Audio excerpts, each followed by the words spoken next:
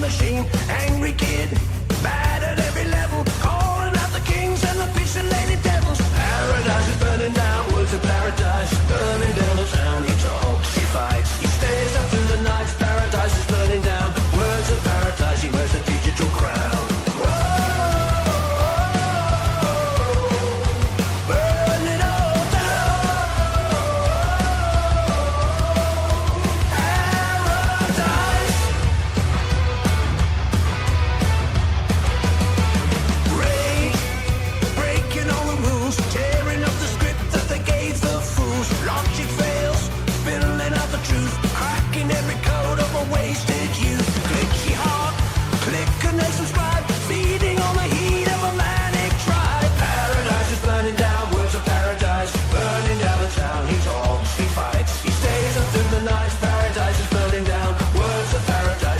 Digital crowd.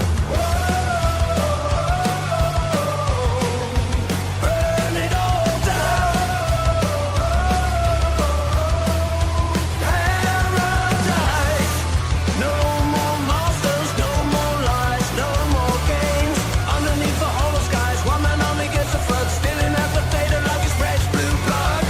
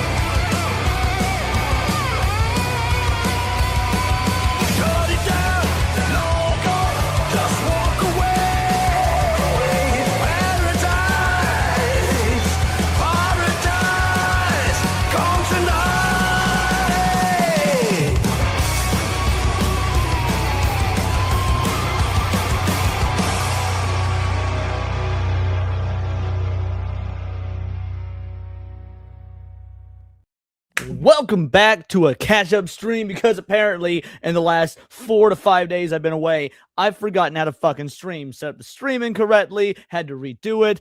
Thankfully, y'all are here. So yes, we're going to catch up on all the news I missed over the weekend, because I didn't get back home until like 11:30 tomorrow night. Not a lot of time to prep a tinfoil haters when you have to dive deep into conspiracies. That being said, we're here. It's going to be an awesome show. I couldn't do it without my partner in crime. Cinevere, tell the people who you are, what you do. Yes, Leon will not be showing up until tomorrow, guys. You're just gonna have to bear with whatever this Leon is. He's breaking the timeline. Oh, don't get me wrong. I may have forgotten how to stream. I'm still just as racist, sexist, homophobic, misogynistic, transphobic, and apparently a fake Sonic fan as I've ever been. So no, you said I didn't get back until tomorrow, guys. Did I say tomorrow? I meant last night.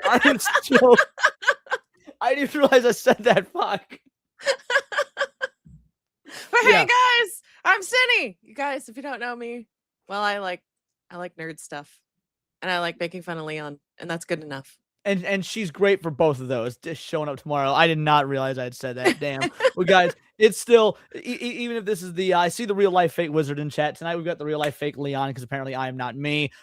Siege was awesome. Southeast Game Exchange, guys. I want, if anybody in my chat for whatever reason, and mods to do a thing, put Wizards, links and everything in the comments right now. Make sure everybody subs to him. He put on one fuck an event. I mean, we're talking serious waves were made in the indie dev scene. Well over like 4,000 hours of people at the convention coming in and play testing for these devs. Some dope ass games, games I legitimately wish listed and cannot wait to buy when they come out. Off the top of my head, there was one called Minekeeper. That one's going to be incredible. Barn Brawl is going to be incredible. Hover Drive, these are games that experience of playtesting them was so good. I'm remembering them off the rip and cannot wait to actually get invested in them. The Forbidden Forest was one. That one sounded incredible. All in all, love what he's doing. Love what he's putting together. The team was incredible. And yeah, the Siege was great. It was wild to be working the convention scene instead of being, actually out there as a just a patron, because Sydney, you've done that many a time. You used to work the convention scene, and yes, it was a lot of work. I realize now everything you talked about. Go on, explain. Like, I don't know. I think you got part of the experience until you've set up an artist booth that has grates, and like you have to get creative on how to like display your stuff, like and still keep it within confines and making sure, because like artists and Artist Alley are fucking anal about their space, and if they aren't, other people will creep into their space. So I totally understand that you have to be like a con gremlin about your stuff. So we didn't have to do that. We had 4 fucking long tables and like almost an entire section of the show floor dedicated just to the fake portal and real life fake wizard setup, all in front of this massive section of the set off just for the indie devs. So it was. I think I might have pictures of where our setup was. I can send to you later, and if I don't, I'll get them from Wizard, because we were pretty blessed with a good setup area. I'll have to show you like my old con setup. My mom and I would literally box ourselves in.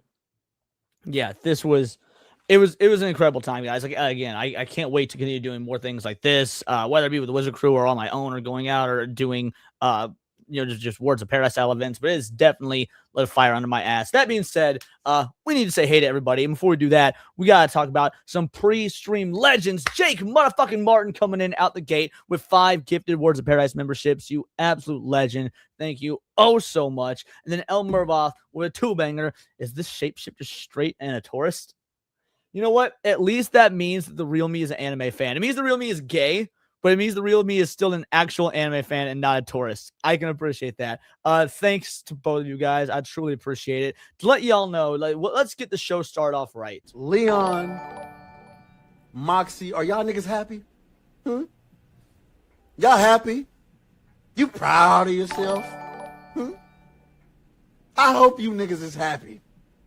Congratulations to all the new single moms on the channel, but I just hope you niggas are just so happy with what you've done.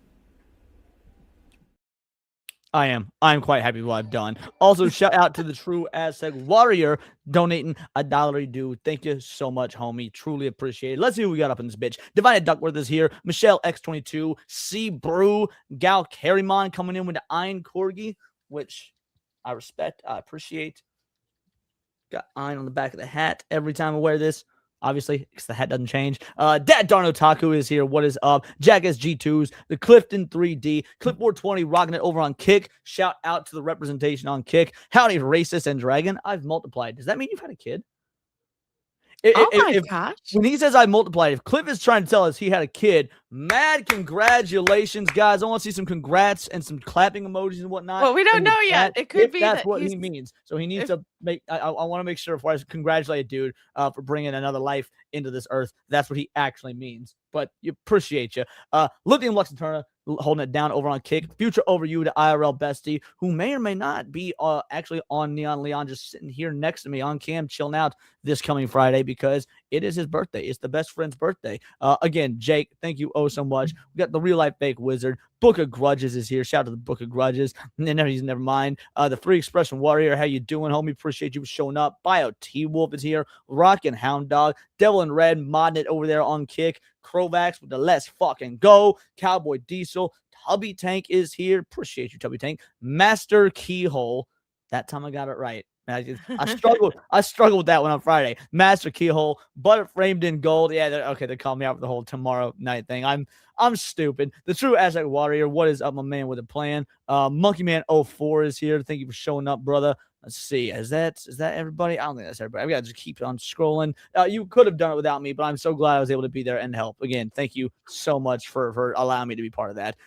Had 28 devs to manage and bring people in to meet. Yeah, it was the 28 different dev. Well, was it 28 devs? I could swear it was more than that. I thought it was like 28 different games, and there was multiple devs there. Maybe I'm misinformed. Maybe I'm misremembering. But yeah, there was a lot of devs and a lot of games to corral. It was so cool. Jeremy Hughes Reviews is here. Nicholas, what's up? How you doing, homie? Cliff just saying this. Did you have a child or not? Oh, you sent me pictures on Discord. Awesome. I will break those out in a bit. Adam C is here. Melt the Sky. Death on a Trikey. No, I meant I was in both chats. Oh, Yeah. Okay.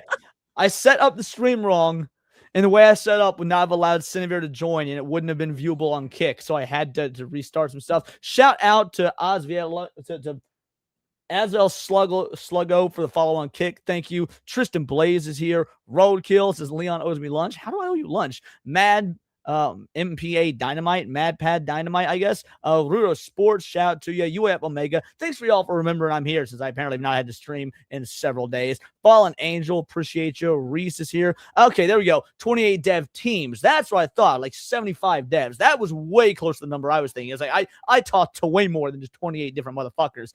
Ultra the Gunna, shout out to you. Appreciate you. Oh, and then Ultra the whoa. That's new. StreamYard is apparently now showing you the gems when they're donated. Cool. Oh well, my thank you for gosh, 500 nice. gems and the watermelon. Yes. Eric Jenkins was also there.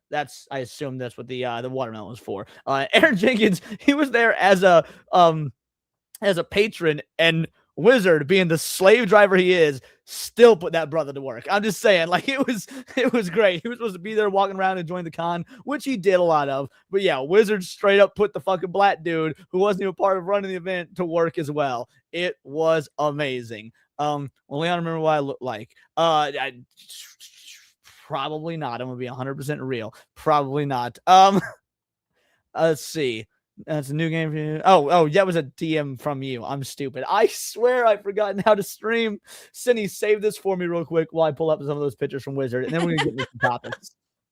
Don't worry, guys. He doesn't even know what day it is or when he came back. So don't expect too much from Leon today. He's here, and that's what matters. To be fair, expect a lot from me, because we do have a lot to cover. Like, we've got a lot to cover. But I want to show off what Wizard was able to put together. So here we go. What's this about Goku merch? What was that?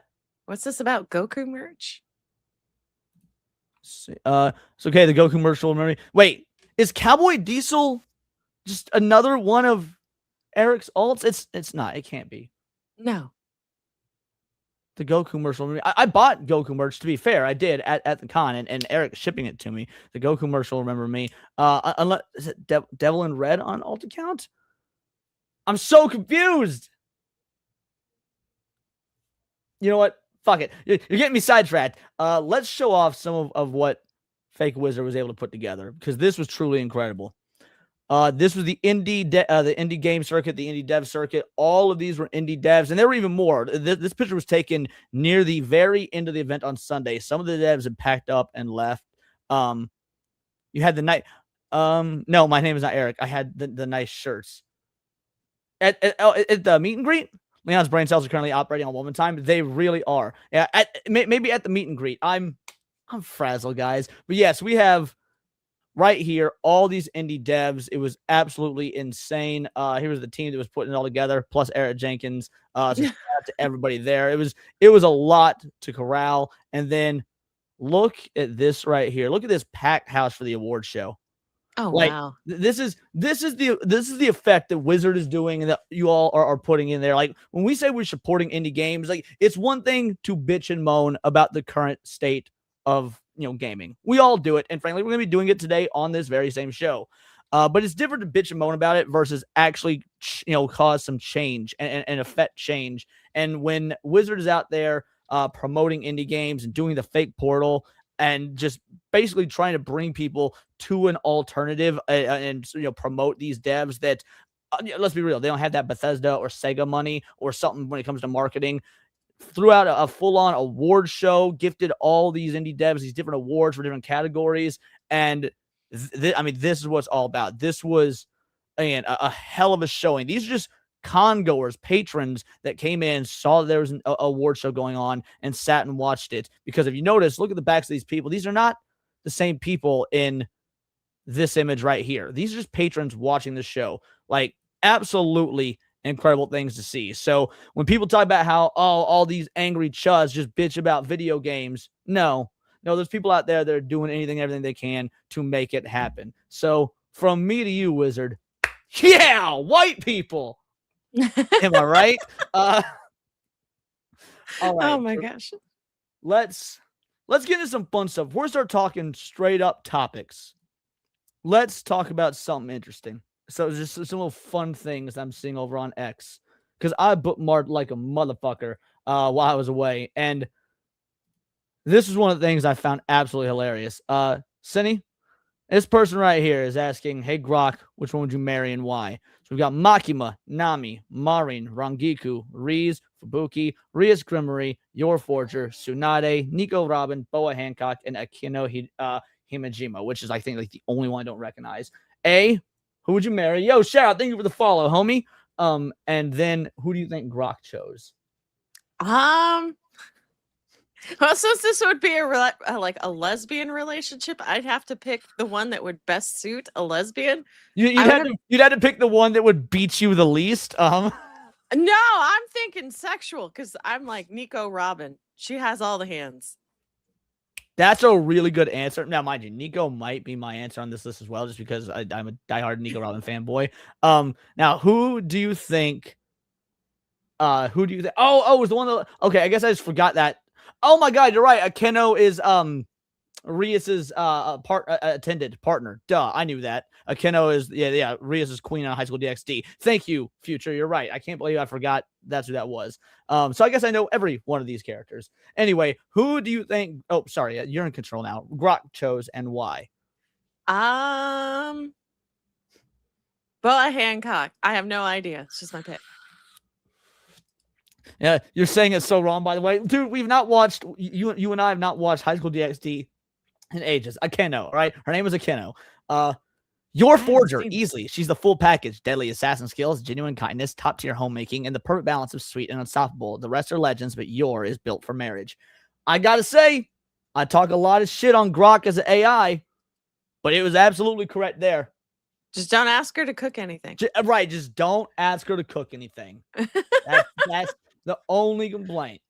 I do agree that Yor is perfect wife material. Yes, Yor is the correct call. And then, since there was no analog horror night this past Saturday, I did find this little gem right here that hopefully will give you 15 seconds of satisfaction, kind of like what I would give to Yor, if you missed the analog horror stuff. Oh, yeah! Oh, yeah! Treat me! Treat me!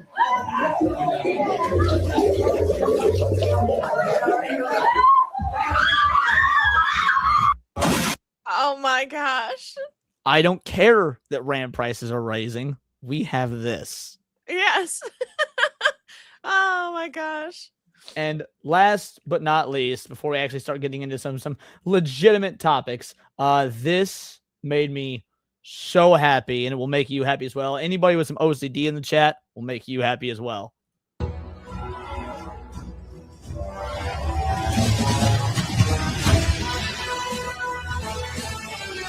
Oh my gosh.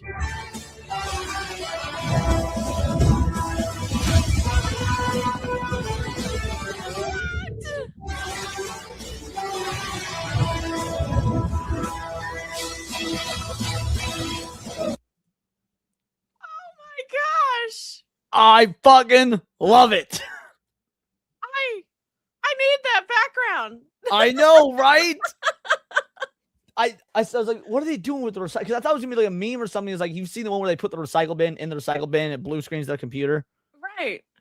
That I thought this was gonna be something like that, and when it just kept panning and zooming, and you see the backgrounds, all this, oh my God, it was brilliant. Yeah, Cindy's Tism activated for fucking sure. Yes, it did. Alrighty.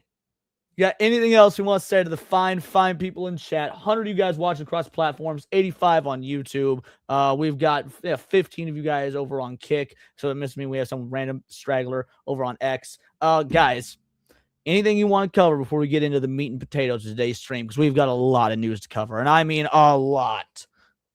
I don't know. Perfect. I just woke up. I'm going to take that as a no. Here's the dealio, guys. We don't normally cover movie news on this show. I'm disenchanted with covering movie news. But the Odyssey is the gift that keeps on giving. So we're going to cover so much of what's going on with the Odyssey. I can't wait to hear what you guys have to think about it. I'm going to start with this one right here. The anti-woke campaign against the Odyssey has been an unmitigated failure. The film was expected to bring in $250 million the weekend, putting it on a solid path to achieving profitability at about $700 million, which, by the way, this number's wrong. It'd be $750 million conservatively. Some estimates are putting it at $900 million, actually. But let's say $750 million, so it's still wrong. Nolan's Epic will likely score over $1 billion. The Odyssey Epic box office haul breaks the get woke, go broke myth. It's not go woke, go broke. No, first of all, I don't think there was ever an anti-woke crusade against the film. If you look at many of the reviews, people talking about it, a lot of them are normies that just didn't fucking like it. Like I don't know why the idea that people wanting movies to fail because they're bad is an inherently anti-woke thing. Oh my gosh. Yeah, I don't know. Like, you don't have to be woke in this regard to like dislike this. You don't even have to be like right wing. You can just look at a movie objectively and go, hey, this actually kind of sucks. Well, especially since the film itself is based on a woke feminist retelling of the Odyssey, and she does not like how the movie came out. Holy shit. Yes. the woke, I don't want to say author because she didn't write the Odyssey. She just wrote her woke feminized version of it. She doesn't like it because this movie took out all of the mysticism and made it all grounded in reality. So if even the woke female author doesn't like the Nolan adaptation, what does that have to say? That she's not that woke, maybe. Oh, no, she absolutely is. She super is. She doesn't dislike it for any of the woke reasons. She dislikes it because, according to her, it didn't include enough of the stuff from her book. Like, again, the gods. Because like, in this movie, the gods aren't real. So, like, or at least you question if they're real. Everything can have some sort of natural explanation, things like that. Oh. Yeah, localizer, actually. Krovax is close. It's a localizer. Oh, my gosh. But then, as we go up further, big discovery. The Odyssey's real Rotten Tomatoes score is 56%. You read that right. It is not the bullshit 97% they're telling you. A r/Kotaku and Action user reveals that despite Rotten Tomatoes' best efforts, you can still see the real audience score behind the bullshit verified audience score. And, you know, this is a screenshot of all the metadata that was posted.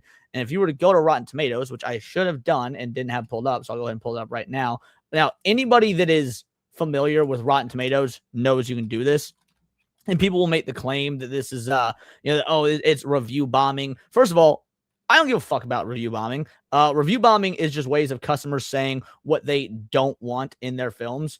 Now, so here we go. We got the Odyssey here. Man, you're gonna make me refresh, aren't you? Because I've got an ad blocker on. Bitch, I'm not taking the ad blocker off. I'm just gonna keep refreshing until you tell me to continue without ads. I will win this war. This son of a bitch. He's fighting bots. Yeah, dude, a straight up boxing bots, bro. All right, hold on. I'm going to stop sharing for a moment until we get this sorted. Cindy, will you hit those super chats while I do? Yeah, we got, let's see. Let me make sure I got this right. We got Evan with a 5-banger. Claiming disliking bad products as anti-woke is just the woke admitting even they believe all their stuff is bad. Honestly, that's pretty fucking accurate. God damn it. Fine, I will unpause the goddamn ad blocker for just a moment. Site. Refresh. All right, here we go. Fucking finally. So if you go to Rotten Tomatoes, and yeah, it looks great, right? It looks great. You got 94% for 421 reviews, but the audience, over 10,000 verified ratings. Yeah, go to all audience. Yo, what? How did they? No, did it? Did they change it to where you couldn't access the tomato meter for? Okay, here we go. All audience, 92. They're scrubbing reviews because if you look at the metadata here, it shows reviews being scrubbed. And he is not the only person to report on this. You've also got big discovery on Rotten Tomatoes, the Odyssey, the audience score 56%, not the 97. Again, sharing the same thing. So you open the Odyssey Rotten Tomatoes, click where everyone say view page source. You press control and something else, and if you look here, it'll show you that it's being altered to show 97. Oh, wow. So yeah, Rotten Tomatoes claims audience gave Super Bowl. El Mervoth, we'll get the Mushoku Tensei stuff in a bit. We have an anime segment later, and then now this one I don't doubt for a moment. The Odyssey is faking ticket sales by buying up theater/seats to make the movie look like a success. Already 400 million. Well, it's not 400 million in the whole because it just came out, but it does need roughly about 500 million plus to make profit. Moviegoers reporting having to take terrible seats because full, but when they show up, the theaters are mostly empty. So if you look at this right here, nearly every seat is sold out, right? Oh my gosh. And you go here. Let's read some of these. Let's open this image in a new tab so that we can zoom in. Why is it not letting me share this tab? One sec. There we go. Okay. Should be sharing this tab now. Oh, I'm putting a lot of strain on my PC. Can you still hear me, Cindy? Yeah, I can hear you. Okay, perfect, because things are moving real slow for me. All right, I worked at a movie theater, and honestly, I was expecting tons of people, something like the sardines in that SpongeBob episode. Instead, it's been pretty chill. It's actually kind of empty. Isn't that strange? I keep seeing posts on social media saying the Odyssey has already made like 500 million, but that doesn't match what I'm seeing. Maybe it's in other countries. Things we've noticed. A lot of tickets are bought and are still being bought online, but very few people are actually showing up at the theater, which makes no sense. I talked to people from the other theater locations. They're seeing the exact same thing. I wonder what you all think. There's been a lot of noise about this, especially what's been going on. Personally, I don't mind because it's been a pretty chill shift with not a lot of work. Spider-Man's around the corner, though, and kids are pretty much everyone loves Spidey, so busy days ahead for us. The tickets were on sale for a year. Lots of people bought them a year ago, may not remember they have them or care about the movie anymore. If you were a big fan of Nolan, I'm sure you bought it without hesitation. Then you saw the casting, the vernacular, the costumes, and the rap they added. A lot of these people probably just wrote off the ticket and stayed home. Like, there's more of these that we'll notice, that we'll go over. But what are your thoughts so far? They're really padding the numbers, in my opinion. Well, then let's keep going. Sister works at a theater in Reno and said the same thing. Corporate even told them to be ready for full house nights the first couple of weeks due to ticket sales, but it's not adding up to them either. A location I had also had experienced full house from morning till night. Something is not adding up here. I saw it yesterday with my son. The website showed pretty much the whole theater sold out, so we had to sit near the front. I showed my row a half full, but we were there. We were the only ones there. I figured maybe it was a family that couldn't make it and got a refund, but I got up and go to the restroom halfway through the movie, and the theater was barely half full. That's honestly upsetting. Front rows are brutal. I get there's assigned seating now, but I would have moved to more comfortable seats after a while.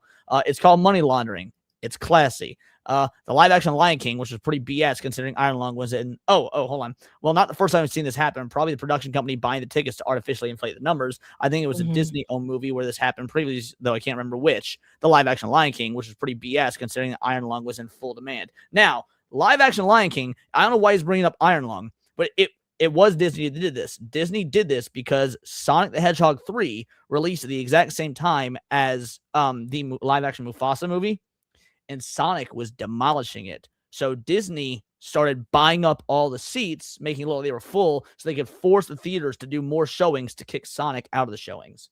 Oh my gosh. So it is not completely unheard of for this to happen. And then last but not least, there was a way. If there was a way we could prove this is true, it'd be hilarious. You can look at the theater attendance on the websites of local cinema chains. I believe it's true. It's just anecdotal. And then Forbes, they link something from Forbes here. I'm not entirely sure what that is. It's probably, again, it's Forbes, it's probably bullshit. But yeah, it's quite interesting that this is what we're seeing. I'm not surprised. Everyone knew this movie was going to do numbers. I don't think it's going to make its budget back, though. And the reason isn't even because people aren't going to show up for it, but there's a lot of factors to consider here. So let's be conservative and say 750 million, right? Okay. Well, most people are the ones that are making the money are what's called 70 millimeter premium IMAX experiences. Okay. Take a wild guess how many 70 millimeter premium IMAXs are actually in the country. 3? More than that, but honestly, you're right by guessing low. I have no idea. Yes, Asvel on Kick got it. 25. Oh, okay. There are only 25 70 millimeter IMAXs in the entire country. So That's not a whole lot. right now, obviously, there's regular IMAXs all over everywhere, but regular IMAXs are about $25. 70 millimeters are about 30 to 36 bucks. So the 70 millimeter ones, maybe those are selling out. Let's just say they are. Let's say those are selling out. If you've only got 25 locations, yeah, that might be charging 36 bucks a ticket. But if you've only got 25 locations and this is a 3+ hour long movie, you're really limited in how much you can show.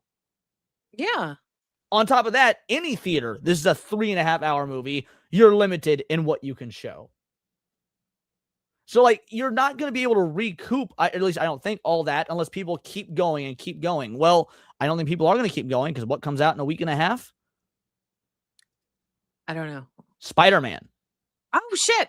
Okay, yeah, no, that was mentioned earlier, but I don't know when it came out. I didn't know when it came out. Between you and me, what do you think's the bigger household name, Christopher Nolan or fucking Spider-Man? Oh, for sure, Spider-Man. Even kids know Spider-Man, even if they don't like really know him. Right, because aside from maybe Batman and Superman, he's the most famous superhero in the history of ever. Mm-hmm. So yeah, Spider-Man's the 30th, so it's in 9 days. Oh my gosh.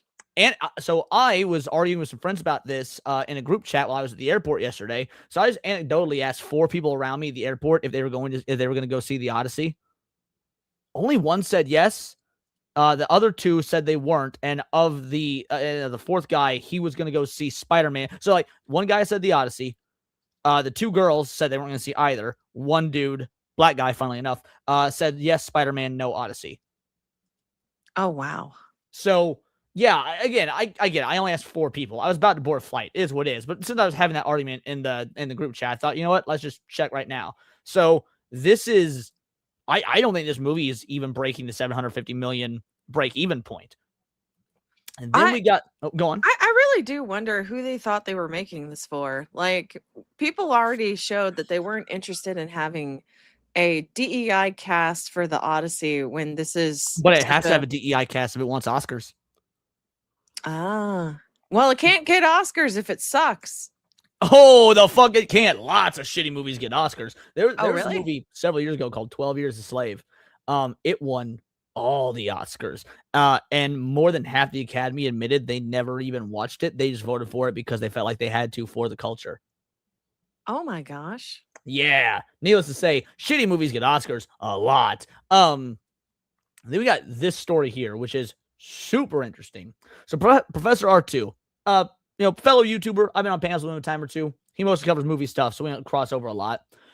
So, Rotten Tomatoes. 3 days ago, I posted my clean, spoiler-free review of the Odyssey with a 2.5 out of 5.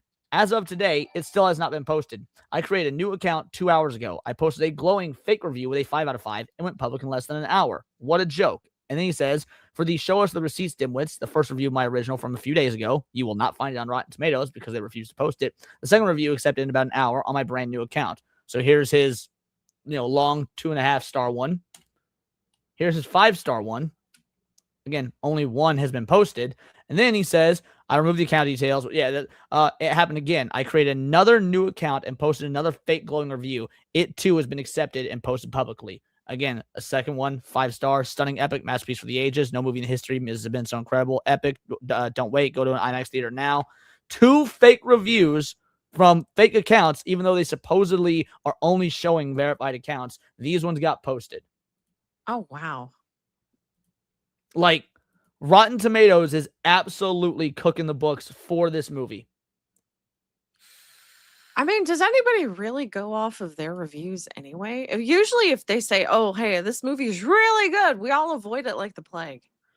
Well, we do because we're part of the online culture and we would get what's going on. But normies who don't really know about this sort of stuff, I'm sure they pop up Rotten Tomatoes. Maybe they don't even open Rotten Tomatoes. They just see advertisements that say Rotten Tomato 97%. Like that's that. fair. By the way, I don't know if you're aware or not, Cindy. Do you know how Rotten Tomatoes actually? Let's say it was working properly. Do you know how they do their score? No, I don't. Okay, so I want you to. I'm going to share this tab.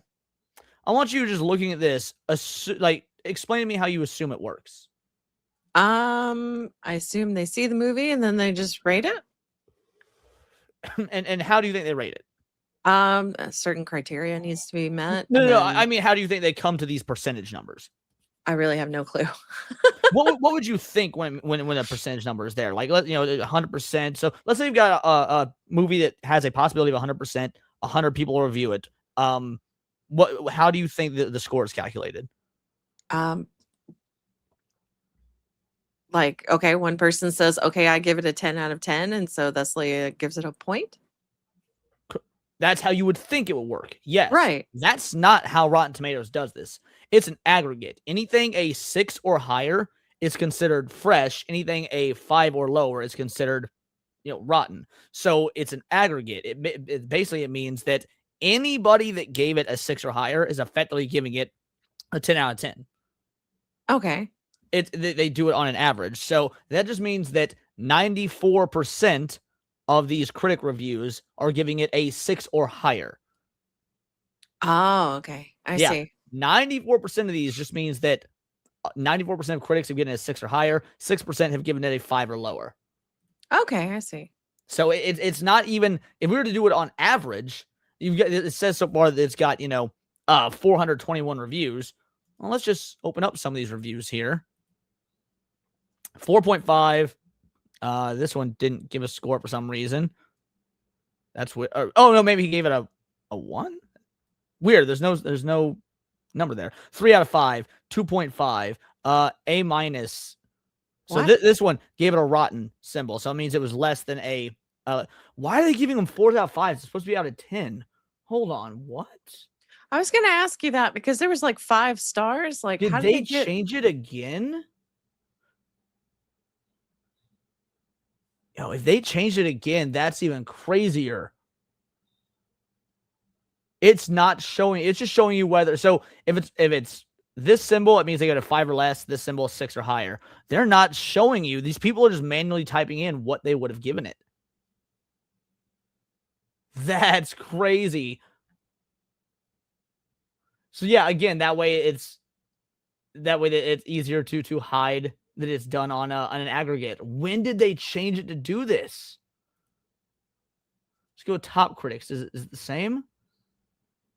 Yo, I didn't. Again, I stopped covering. See, here we go. This one. So when it's not critics, it gives us the stars. So all audience, 5, 5, 5, 2.5. 1.5, 5, 5, 5, 5, 4.5, 4.5, 2.5, 5, 1, 5, Wait. 5, 5. There was a 2.5 that says Christopher N. It'd be funny if it was Christopher Nolan himself. Oh. 5, 5, 5, 4.5, 5, 5, 5. Let's load some more. 5, 5, 5, half, 5, 5, 4.5, 5, 5. This is, you gotta be honest, this is a very disproportionate number of 5s. Like, look at this one. 5, Nolan's the best director of all time. 5, great movie, recently boat scenes. 4.5, action back start to finish. These aren't reviews. These aren't reviews. Well, yeah, I'm sure they're bots or people they pay. Well, and that people they pay is the interesting thing, because Rotten Tomatoes has been caught. So it wasn't Rotten Tomatoes paying for fake reviews. There were marketing firms out there that were paying people to post fake reviews on Rotten Tomatoes. This now not necessarily for this movie. It was caught. This was a couple years ago.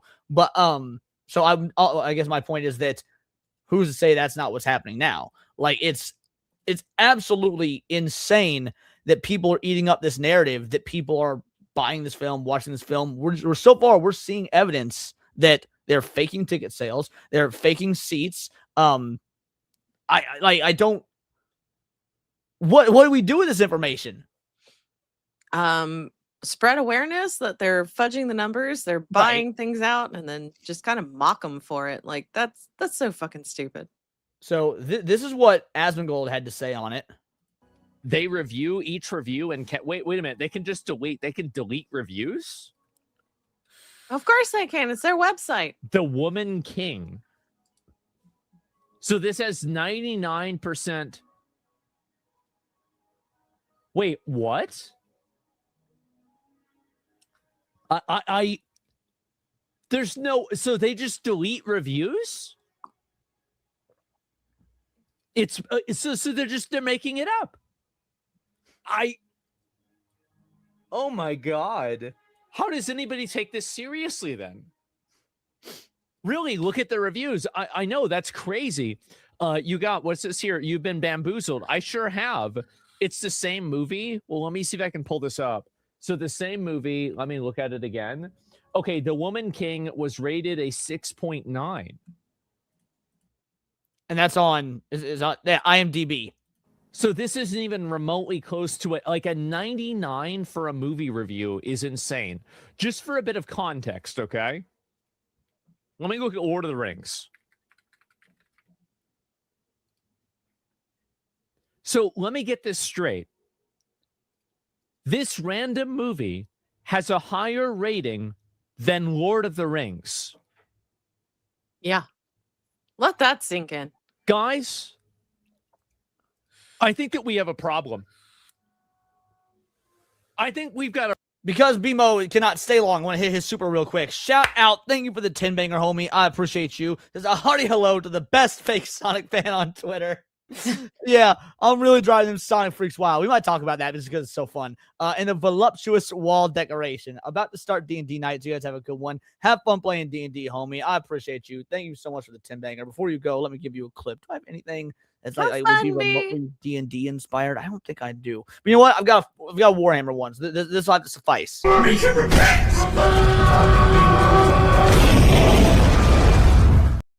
That's right, BMO. You go repent, buddy. Thank you for the 10 banger, homie. A really big problem. Let's look at some other movies. Other really movies that everybody acknowledged were good. Fight Club. Okay, this is actually just this is my favorite movies. 96%. So this is lower. The Matrix. The original one, right? 85%. Oh my god. So this movie has a Gladiator. Okay, what about this? Oh, I looked at the wrong one. Okay, there it is. Oh, yeah, there we go. All right. 87%. So let me get this straight. This random movie and the Odyssey are getting better reviews than Gladiator, Lord of the Rings, and Fight Club. How about one more? All right, we'll let him do one more before I commentate. Inception. 91.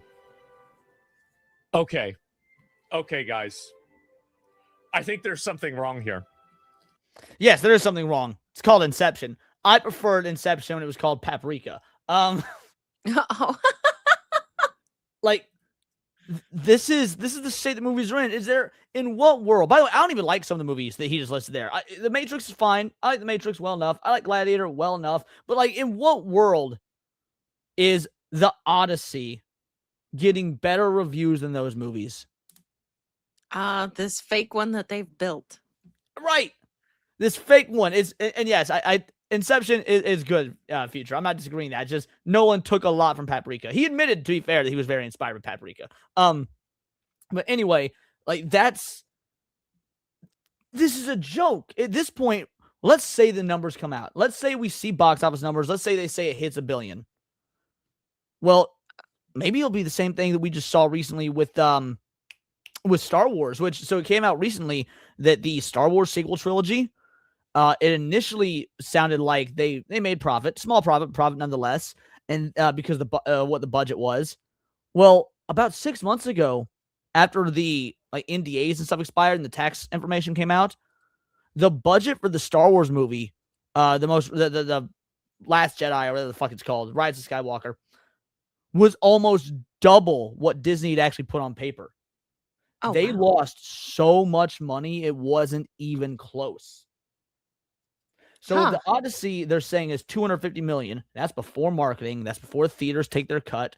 If the Odyssey was $250 million on paper, what do you think it actually was? I don't know. But I bet it wasn't no $250 million. I bet it was way more than that. Huh. So, is there any way to get the actual data for this movie? Not for a couple of years when all of the tax forms and stuff eventually come out. Oh shit. Yep. Also, in regards to this R2 lead to our Professor R2 post, where was it? I thought Erwin commented on this one. By the way, shout out to Criticless. Make sure you're posting reviews on Criticless based. The lowest rating they're expecting, 4 out of 5. I'm not seeing Erwin's post. Maybe it wasn't on this one. Either way, Erwin had posted that he had a similar experience. I think he said with Supergirl. The showings were supposedly sold out, and then he and his mom went, and They it was review like each half review empty. and wait a minute. They can just delete. Oh, didn't mean to do that, but the showings were like half empty. Oh my gosh. Yeah, this was billed as a $1 billion movie. Exactly. Let's hit these supers real quick. Let's hit some supers. Where we leave off. Right here. Shout out to C Brew as a member for 18 months. Absolutely appreciate you. Let's go 18 months. Where'd the time go? Let's fucking go, idols. Oh yeah, Sevi and Caro need to be a thing. What? Sevi and Caro? Who's Karen? Caro is another friend of the channel. She's been on the show with us multiple times. I think you've been on with her before. But either way, no, I disagree. You're gross. Mervov with a 2-banger. 1,000-year-old story just to be a fanfic. That is exactly what the fuck happened. El Mervoth, speaking of bots, legit review bomb from Mashuko Tensei. Maybe I don't know if it's the backlash is enough to be considered a review bomb, but yes, there are people who are very upset spaghetti about Mashuko Tensei. Fortunately, Japan doesn't seem to care. Mervoth with another 2-banger. I recall they did this with Captain Marvel. So they made the changes to how the verified and unverified work because of Captain Marvel. Now, I do think that the box office numbers for Captain Marvel were real because people went out to see it because the MCU still had, good word of mouth. People were still enjoying it. They hadn't lost their faith in it yet. Plus, Captain Marvel came out in between the 2 Avengers movies you need to see. So I think the box office for Captain Marvel was real, over $1 billion. But yes, Rotten Tomatoes did change their entire structure because of how poorly it was being rated. They made it for Nolan's ego. They absolutely did. 100%. Shout out. Thank you, Evan. Summer Days, the most screamed flop from the moment. This movie screamed flop from the moment they announced the cast. I think it will be. Again, if it needs to make $750 million to be conservative, me and Vex were talking. Vex swears up and down it's $900 million. I don't know where she's getting that number, but let's say that she's right. I'm gonna go with my conservative $750 million. I think this movie tops out like 650 because you can't sustain these 3.5-hour movies in these theaters with ticket prices the way they are, especially not with Spider-Man coming up to compete with it in 9 days. Like, well, that and you're not making any money if you're buying your own seats. Like you correct, it's artificial. Yeah, I mean, like you could posture all you want, but you're still losing money, and you didn't make anything back. Right, but until the actual tax forms and stuff come out 2.5 years from now, people are just gonna scream, "Oh, you racist chud conspiracy theorists!" Until we can finally show that we were correct.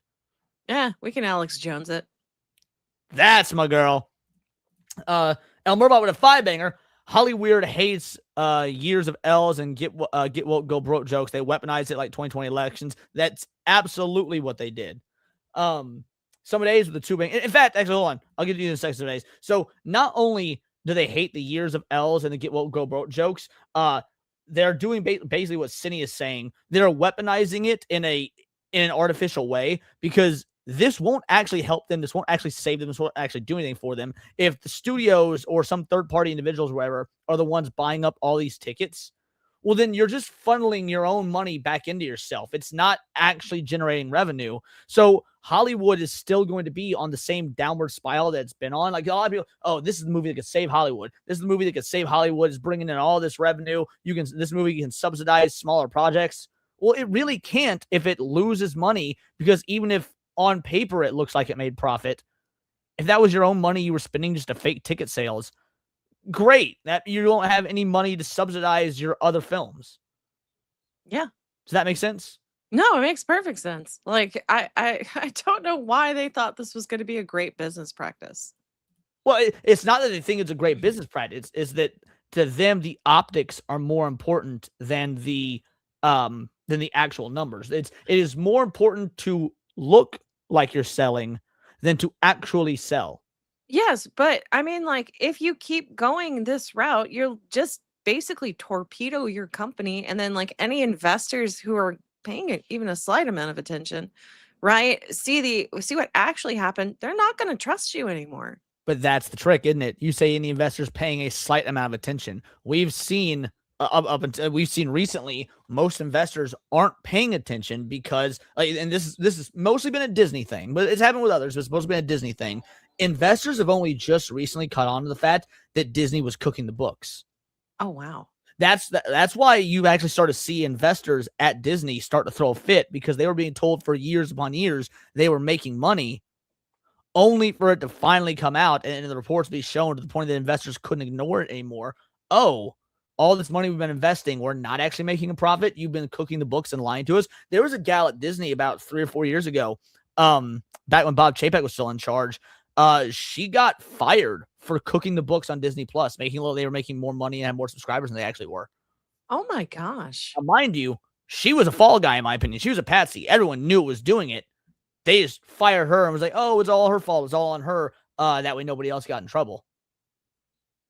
And they fell for it. Yep. They fell for it. Hook, line, sinker. Some days, the two-banger, they are afraid. Oh, very afraid. They're afraid. Very afraid. Good. Should be. They should be, because, like, when you've got individuals like Asmongold, I could goddamn guarantee you, more people on any given month watch Asmongold than will go watch the Odyssey, right? Mhm. Because logically speaking, YouTube and streaming brings in more viewers. Like, that's been announced specifically on YouTube. YouTube is the highest viewed streaming platform in the world. It gets more viewers than Netflix, it gets more viewers than HBO Max, it gets more viewers than Twitch, all of them. So when you've got streamers like Asmongold, who is the number one on a platform that's already number one, he's getting more views in the Odyssey. So when he's talking about this, people are going to take note. You don't get to be the number one like Asmongold is, unless you're constantly bringing in new viewers. And the more new viewers you're bringing in, they're constantly getting this information, and it might be new information to them, and that's going to inform their purchasing decisions. Yeah, no, that's true. Some days, the two-banger, oh, they try to trick investors to keep funny. Exactly. That is 1,000% what they're doing. They're tricking the investors, which, again, at this point, if you're an investor and you're doing any sort of investment into Hollywood, my question has to be, why? Like, why? Posturing. They want to look more important than they are, because they're losing so much ground, but they have to make sure that nobody else can tell that they're losing that ground. But the thing is, the more you lie, the more you have to tell more lies to cover up those other lies, and eventually it all gets exposed. It all comes crashing down. Like, by telling these lies, which I agree with you, they're doing, they're only delaying the inevitable. Well, yeah, but what they're hoping for is that eventually, if they tell enough lies, people will believe it, right? Because they're not used to having this kind of True. pushback. I mean, to be fair, that is a very normal thing. Like, even to your own psychology, if you tell yourself a lie enough, you start to believe your own lie. So yeah, imagine do that a mass psychosis on the individuals. Whenever you pop on a YouTube video and there's an unskippable ad for the Odyssey, and you're pinged with, it's the greatest movie of all time, 10 out of 10 on Rotten Tomatoes, like all this sort of stuff constantly on the daily, you're going to eventually believe that. Mm-hmm. Or at least normies with no free will or free thoughts of their own are going to think that. Book of Grudges says Nolan was never right for the Odyssey. I was going to bring up Robert Eggers as well. Good job. Imagine if Robert Eggers directed Odyssey. That motherfucker would have done the whole movie in ancient Greek, filled it with gods and monsters, and it would have been awesome. I agree. Eggers would have done a badass Odyssey. Seabrew with a two-banger. Sorry, I meant them going through the con was fun. Oh, yes. Those two going through the con together. Absolute blast. Sevi and Caro in that regard do make a very good pair. I agree. Shout out to you guys. Thank you so much for the donuts. Let's go ahead and play y'all a clip. I know now that it could never work between us. Not because you're a rabbit, but because you're black. Twisted Jack, funny story about this. Says never been a celebrity worshiper. Nor have I. There's only ever been two celebrities that I quote unquote like worshipped or whatnot. And I don't like using that word, but I in effort of what you're saying. Stan Lee and Jackie Chan. And Jackie Chan, that shit dropped real quick when I found out he was a filthy commie bastard. Me and Kato were talking about that like Friday night, actually, after the con. We were talking about it sucks how much Jackie Chan is a cocksucker for the CCP. Because damn, his movie's great. And then Stan Lee, I mean, he was fucking Stan Lee. But those are the only two celebrities I was like ever just die hard. Oh, these are my dudes. I don't know if you ever had any, Cindy. I would have to say it was Robert Downey Jr. because I watched him, like I watched a few of his movies when he was younger and I really liked them. And then I know he went through that whole drug thing. And then when he came back, I was super excited because I really, like I said, liked his movies and then loved him in as Iron Man. And then he let me down, the motherfucker. By going vegan? Yes. Is that thing going vegan? What did no, it? I was hoping you were like, yeah, the moment he went vegan, I was like, fuck Iron Man. Like, no, he started acting gay. I assumed he went vegan. Well, yeah, that's probably why he started acting gay, because he fucking went vegan. All right. I think that's about it on the Odyssey. All in all, the movie's cooked. I don't think it's going to make more than $650 million. It has got, I think the second week fall off is going to be generational. Spider-Man's going to cook it. That being said, are we going to see honest numbers? I don't know. It's very obvious Hollywood needs this movie to at least look like a success, whether it be to keep us audiences brainwashed, whether it be for the investors, both. But yeah, the movie's done for, and I won't be seeing it, so it doesn't matter. Yeah, same. Yeah, even though El Mervoth is like, can I bribe you to go see it? No. Yeah, very rarely do I like. I've thought about doing it maybe for Spider-Man as a tier goal, but like, okay, if I hit a certain amount of donos, I'll go see Spider-Man because I don't want. Other YouTubers do this. I try not to just because they'll be like, okay, so and so tier goal, and I'll go see this movie, right? I try not to do that because the donos are nice, but movies nowadays like 2.5, 3 hours long. Plus, there's the drive time to the theater. Plus, there's all the credits and the trailers. It's like I don't have that. My time is more valuable than the money. However, I've been diehard anti Tom Holland Spider-Man from the jump, like for years now, and I've spoken about how much I do not fucking care about this movie ad nauseum on Badger's show. To the point there's like they were basically saying like, hey, you need to go see Spider-Man, make it a tier goal. And I was like, maybe I'll do it for Spider-Man because I don't want to see this movie. I don't in the fucking slightest.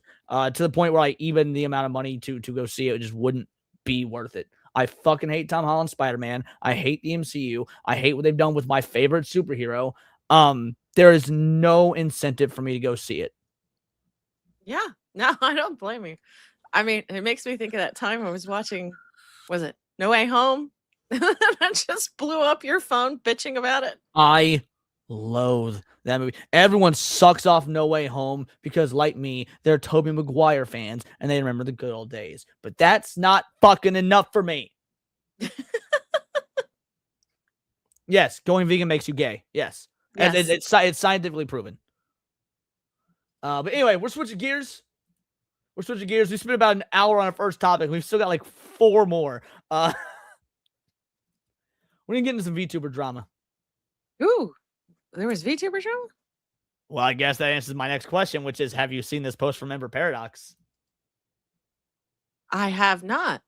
Oh, you are in for a treat, little lady. I'm done being quiet. I haven't engaged with Ray in several months now because this disgusting pervert literally jerks off to being humiliated. He is a sick, disgusting, perverted, autogynephilic who has the psychopathic obsession with Celestium for some reason. Now he is posting blatant rape/molestation art of his, yes, this person's sexually assaulting Celestium in this image is a male avatar sexually assaulting a female content creator. At any point you need me to stop so that you can jump in, by the way, say so. Okay. I'm done being nice. This post has been archived for use in future criminal proceedings and has been forwarded to the appropriate parties to facilitate incorporation into any ongoing criminal investigations and pending criminal and civil charges against this individual. I am fucking done playing nice about this. Anyone that sees this post, report this person for harassment and displays of sexual assault against Celestium.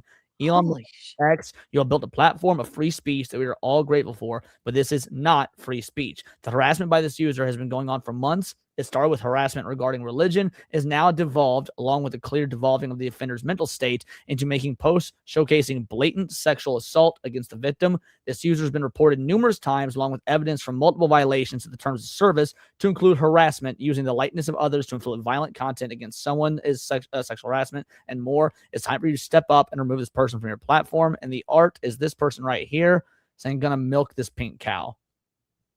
Oh my gosh. Yeah. For those of you guys, the user in question is Masato_Matrix, Masato Takanashi, a tranny that wants to rape Celestium. Oh, poor Celeste. Yeah. Jesus. Yeah, this is this one's pretty fucking insane. So you look at the quote retweets. I've been mostly quiet for the last 8 to 9 months, despite the repeated harassment attacks. This is Celestium herself, of course. It affected my content journey in ways you guys already know. I have faith in Christ and that this person we brought to justice, both earthly and divine. You got Savvy coming in just saying, "What the fuck?" Momo, the person is beyond disgusting. At support, Masato Matrix needs to be gone from this platform for good, needs to be arrested. Elon Musk, X support. What Masato Matrix is doing is not free speech, it is pure harassment, sexual harassment at that. Do something already. So this person's saying, just showing off what was going on. So this has to stop. I mean, again, there was one very interesting one. There's one thing y'all need to do. We need to boost as much as possible. Yes, I agree. That's what we're talking about now. Oh, right here. Little Pussy deleted this one. So this is at Ember Paradox. You want to play dirty, huh? I still have the retard clippers. You really want to open that can of bullshit? Because I'll have those damn nail clippers sounding like they're the most unhinged, profanity spewing piece of metal ever forged. What is this person? Mentally ill. Mervoth will do Mia stuff in a little bit. But yes, this is, and so on the one hand, obviously I'm not a lawyer. I'd have to ask Sevi about this sort of stuff, but on the one hand, I don't know if this actually is any sort of free speech violation. I don't know if making this sort of art and stuff like that, tagging people on X over and over, I don't know that it is any sort of free speech violation. I will say this is absolutely a TOS violation. So whether there can be any legal stuff done to them, I don't know. But they shouldn't be on the platform. This blatantly breaks TOS.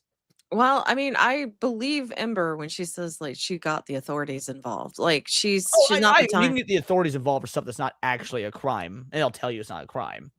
Right. That's so fucking crazy. Yeah, I'm just saying that I don't know. So while I think that, because obviously I'm not a fan of censorship. I'm not a fan of censorship whatsoever. I think that booting people off a free speech platform is antithetical to the concept of free speech. That being said, at some point, speech crosses a line, and that's always been the case. There are limits to free speech, such as acts calling for acts of violence. Now, I would think that threats of rape, like what he had just done to Celestium, is in fact a call to an act of violence or is a threatening act. I would think that doesn't constitute free speech. So it would in fact be something that could have legal ramifications taken against them. But I don't know. Oh, we got a raid. Hey, shout out. Thank you so much for the raid from Smash JT. Base, how you doing, homie? Missed you at SEGE this year. Wish you could have been there, but I understand you got other things going on. But it would have been great. Maybe next year we'll get to see each other there, homie. You're like one of the only members of the OG crew I actually haven't met in person at this point. Anyway, so thank you, Smash, for the raid. Welcome in, Raiders. We're talking some VTuber drama right now. Yeah, to the Raiders. Oh, and chat is correcting me. Ember is based out of Canada, so I guess Canadian law is also very different. That's a good point. I didn't know that Ember Paradox was out of Canada. Oh, I didn't know that. So, and obviously Canada is draconian.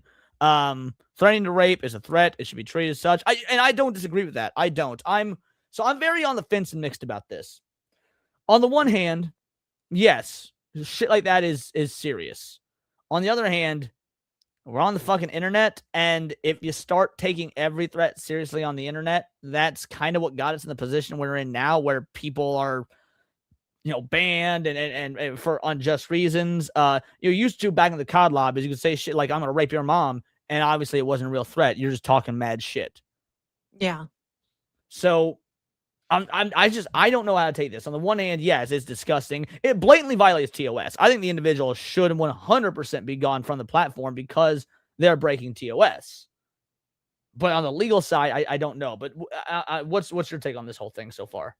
I mean, no, I do have to agree because really it's at most, hopefully it stays at just a thought crime. But it's gosh, slippery slope. Like this guy needs to stay away from the internet. There's so many of them that just should not be allowed to have access to the internet. Yeah, I or at the very least social media. Yeah. And I get that it keeps happening to Celeste. And that being said, look, people say a lot of fucked up shit about AOC as well, Alexandria Ocasio-Cortez, and we all like laugh about it because it's funny because fuck her, she a big booty Latina that like we had Alex Stein literally run up to her and call her a sexy big booty Latina who murders babies. Like, let's be real. If we're applying the same standard, Alex Stein harassed Alexandria Ocasio-Cortez in the name of comedy, and we all cheered on because it was funny as shit. And that was in person. And this is all on the internet so far. And it's I don't want this to be a rules for thee, but not for me sort of situation. Does that make sense? Yeah, no, it makes sense. Um, I don't know. It's really a hard situation to be in because again, it does come back to you could just block the guy. Well, and I would hope if Celestium's trying to make a case for this, I would hope they've got this individual blocked and whatnot. That's not going to Yeah. stop the person from making this weird, creepy art. Like for all we know, it's they're blocked and they're getting sent screenshots of this from the followers that haven't blocked them because this individual, now obviously this one he was able to tag Ember, so there was no block. When was this from? Damn it, the screenshot cuts out when it's from. But does the screenshot in this one cut out when it's from? No. Yeah, so like there's no tag here. So this is from This yesterday. was a couple yeah. What the fuck? Yeah, this is from yesterday. There's no tag or anything. So likely Celestium has this creature blocked. And so now he's just posting creep shit for the love of the game. Ugh. Yeah, all in all, I do think that Ember Paradox is doing the right thing and saying this needs to be investigated. I mean, once you cross the line into look, this is gonna sound bad, but I don't care. I actually like the way it sounds. Like this sounds bad, and I'm glad it sounds bad. If it weren't a tranny, I wouldn't care as much. Yeah, I do have to agree with Devil here. Like X does show a preference. He says the problem is that Troons get to say the most fucked up shit and don't get banned, but I can say a true fact about 42% and get hit with a violation notice. I've gotten hit with that 3 times in the last 2 months. Yep, I have as well, and that's what I was about to go into. I only give a fuck about this because they're trans. Because you know what? The fact that they're a 42%er means they are actually more likely to do this crime. Like it is I would less like of a to joke. correct you. It's Huh? 46%. We want to make Oh. sure the numbers are accurate. 40. Okay, so it's a 46%er. Point is, because it's a 46%er, it is likely not a joke, and it is more likely that no, they do mean this. They would do this if given the opportunity. Because like, it's one thing to be the dude making jokes. It's one thing to be like Alex Stein, run up to politicians saying ridiculous shit. At the end of the day, whether you find Alex Stein funny or not, personally, I do. I think Alex Stein's great. Like it is that it's comedy. This does seem like just unhinged ramblings. When you look at the demographics and the what's our favorite word, chat? Our favorite set of words, I guess. Mhm. Come on, you can do it. About population. Bear with me. I have no idea. Chat, what's our favorite words? They'll get it. PSYOP? Nope. No? Boobies? Nope.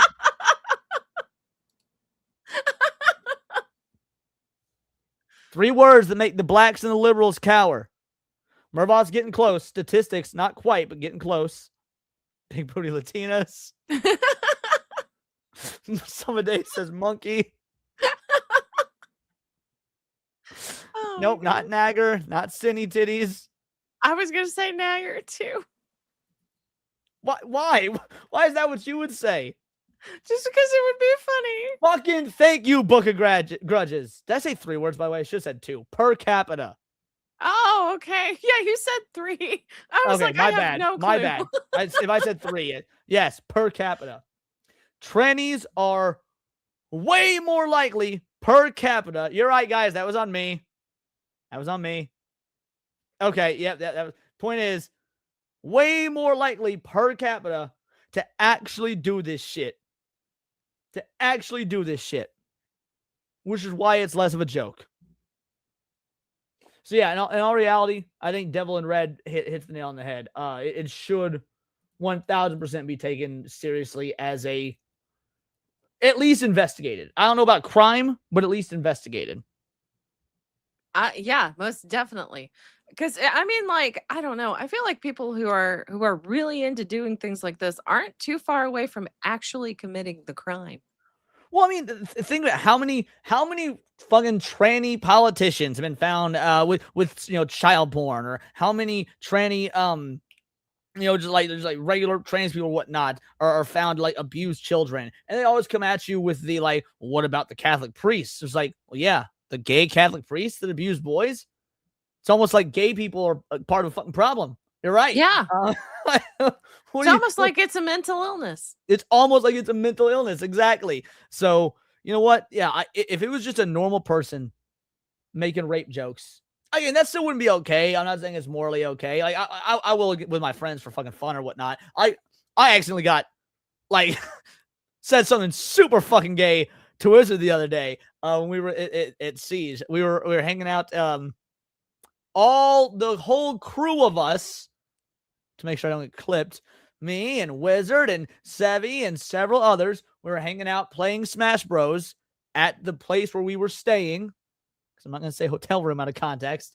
And I was telling Wizard how great the event was going. And apparently the phrase is not to suck you off, right? You know, like when you say, well, you're trying to give someone a compliment, you say, not to suck you off, but I said not to suck your cock, and apparently that's the wrong way to say it. They said this sounds so much worse, so much gayer when I said cock instead of suck you off. Point is, we all know it's jokes and shit like that when it's just normal people saying it, as opposed to people like this.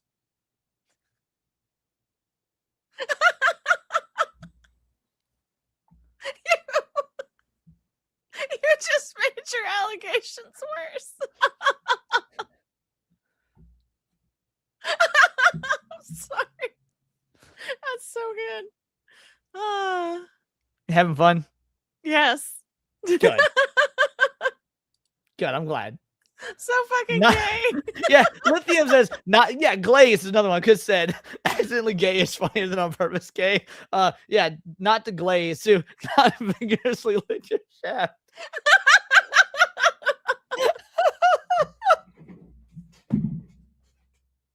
Oh my gosh. The real reason you stopped playing Leona, you could have accidentally shifted. Mervop with a 2-banger says, here we go. It's always the white-haired VTubers. Oh, that hurts my soul. And then UAF Omega follows up with, I'm telling Hypno Wiz is cheating on you with him. Cheating on him with you. Fine, I couldn't even read that properly. Anyway, yes, it is always the white-haired VTubers because, again, this is some Naira shit. In fact, maybe I'm crazy. I don't even think Naira would stoop this low. I don't know. I really don't know anything about them. Look, I hate Naira. I can't stand Nyara. I think it's pronounced Nyara. It doesn't fucking matter. It's not like they're worthy of calling the proper name. That dude isn't worth it. But I don't even think Nyara would go so far as to post like rape art of him and Celestium. Well, maybe not post it, but he could own it. Okay, that's true. That's very fucking true. Nyara does, but probably with real kids, I'd bet money. Ooh, you know what? First of all, you might be right. Leon, here's the pickaxe you ordered after hitting Bedrock. Damn. I'm getting fucking felted tonight. Anyway, that's the long and the short of that, but we're getting into more. Oh yeah, you're right. He definitely would have Akko. You're totally correct. But we got even more drama. So this doesn't start off with Mia, but it will lead into Mia. Just had to decline a VGen request because the client sent me an AI generated reference. How hard can it be? What's your request? Please don't hate, but I used AI to get some ideas. Commission has been denied.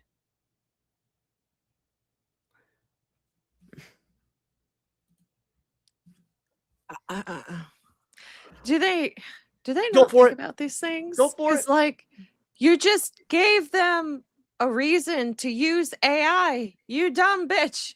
Like, you could have had money. You could have had more reputation. But you got the wrong reputation now. People are just going to be like, nah, I ain't going to work with this bitch. What the fuck? Why would you be on X bitching and moaning that people are using AI instead of commissioning artists? Then the guy comes up to you and says, hey, I use AI as a reference, but I want to pay you for real art. And then you say no because I used AI. What the fuck are you doing? I know. No, you know what?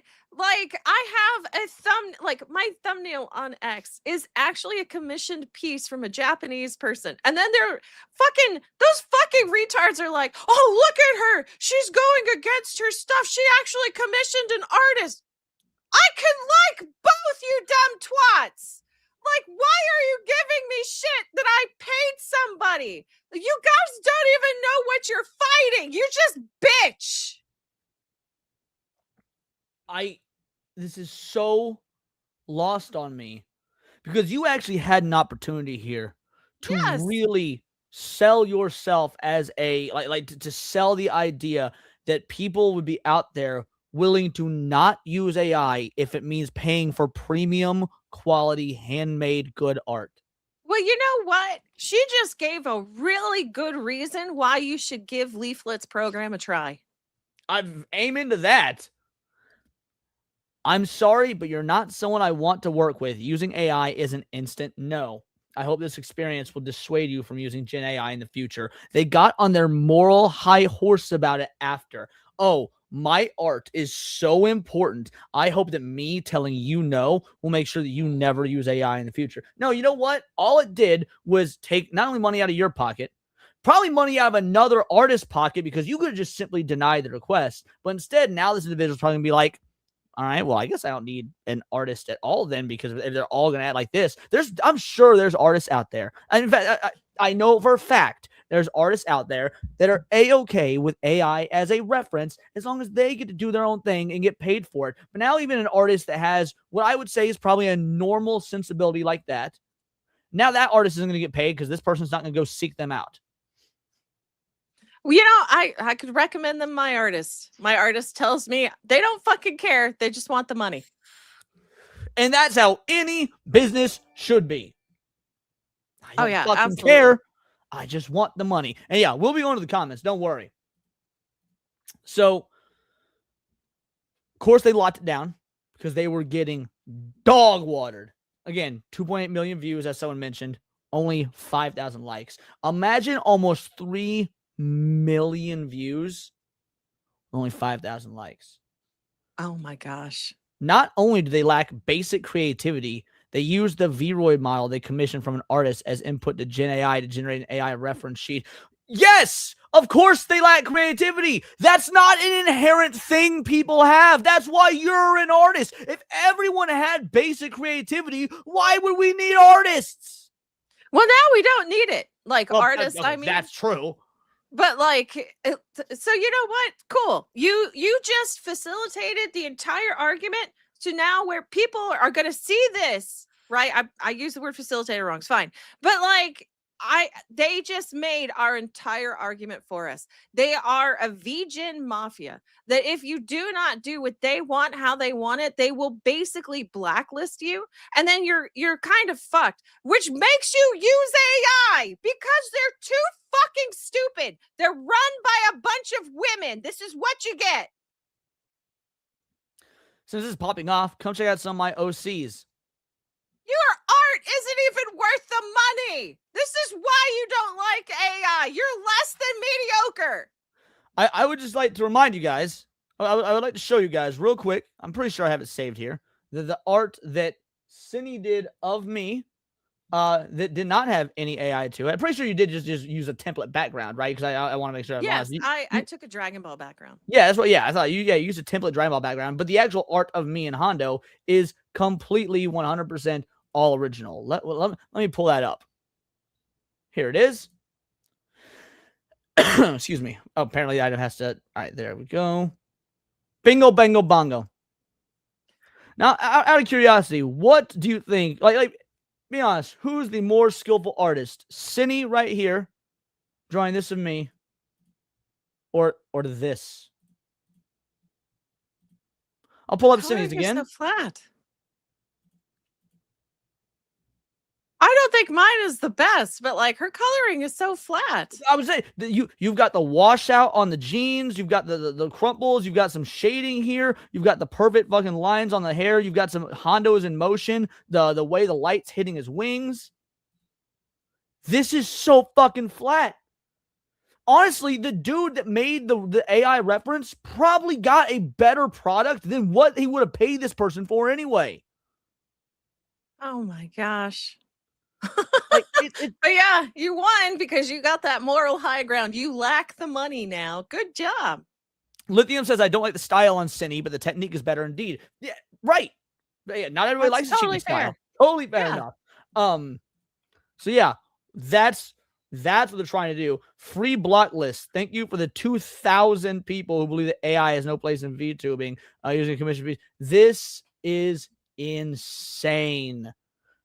Mama Akko, you'll be one of the few who actually cares about that. I'm not sure what that refers to. I think it cares about maybe getting money.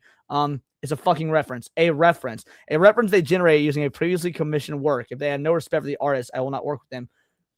They told you it was dude. People use references for all sorts of shit that they didn't make. How many manga artists have used reference of other creators' manga before doing their own thing? Whose art was yours modeled after? You know, like yeah, they did not come up with that style on their own. Although to be fair, I can tell you who's artist. The 3-year-old that put the thing on the fridge that they saw. Like that was their reference. Some fucking macaroni paste on the family fridge. You know good goddamn well that both Masashi Kishimoto, Ichiro Oda, actually, and Tite Kubo, all three were hugely inspired by Dragon Ball. So you really gonna tell me that before they were successful manga artists, they weren't developing their style by drawing Goku? yeah, pretty much. Like every guy that got into artwork always started with Goku. Yes, it's a super especially among shonen creators or shonen mangaka. They almost all of them, at least especially in that era, the One Piece, Naruto, Bleach era, all of them began with Goku because Akira Toriyama was the lead. He was that guy. Jeez. Let's see what other people say. This has to be bait. I really hope you don't go complaining about them not having money and getting commissions, because now instead of them using a real artist, they'll probably just keep using AI. Only further people not working with you and others with this mentality.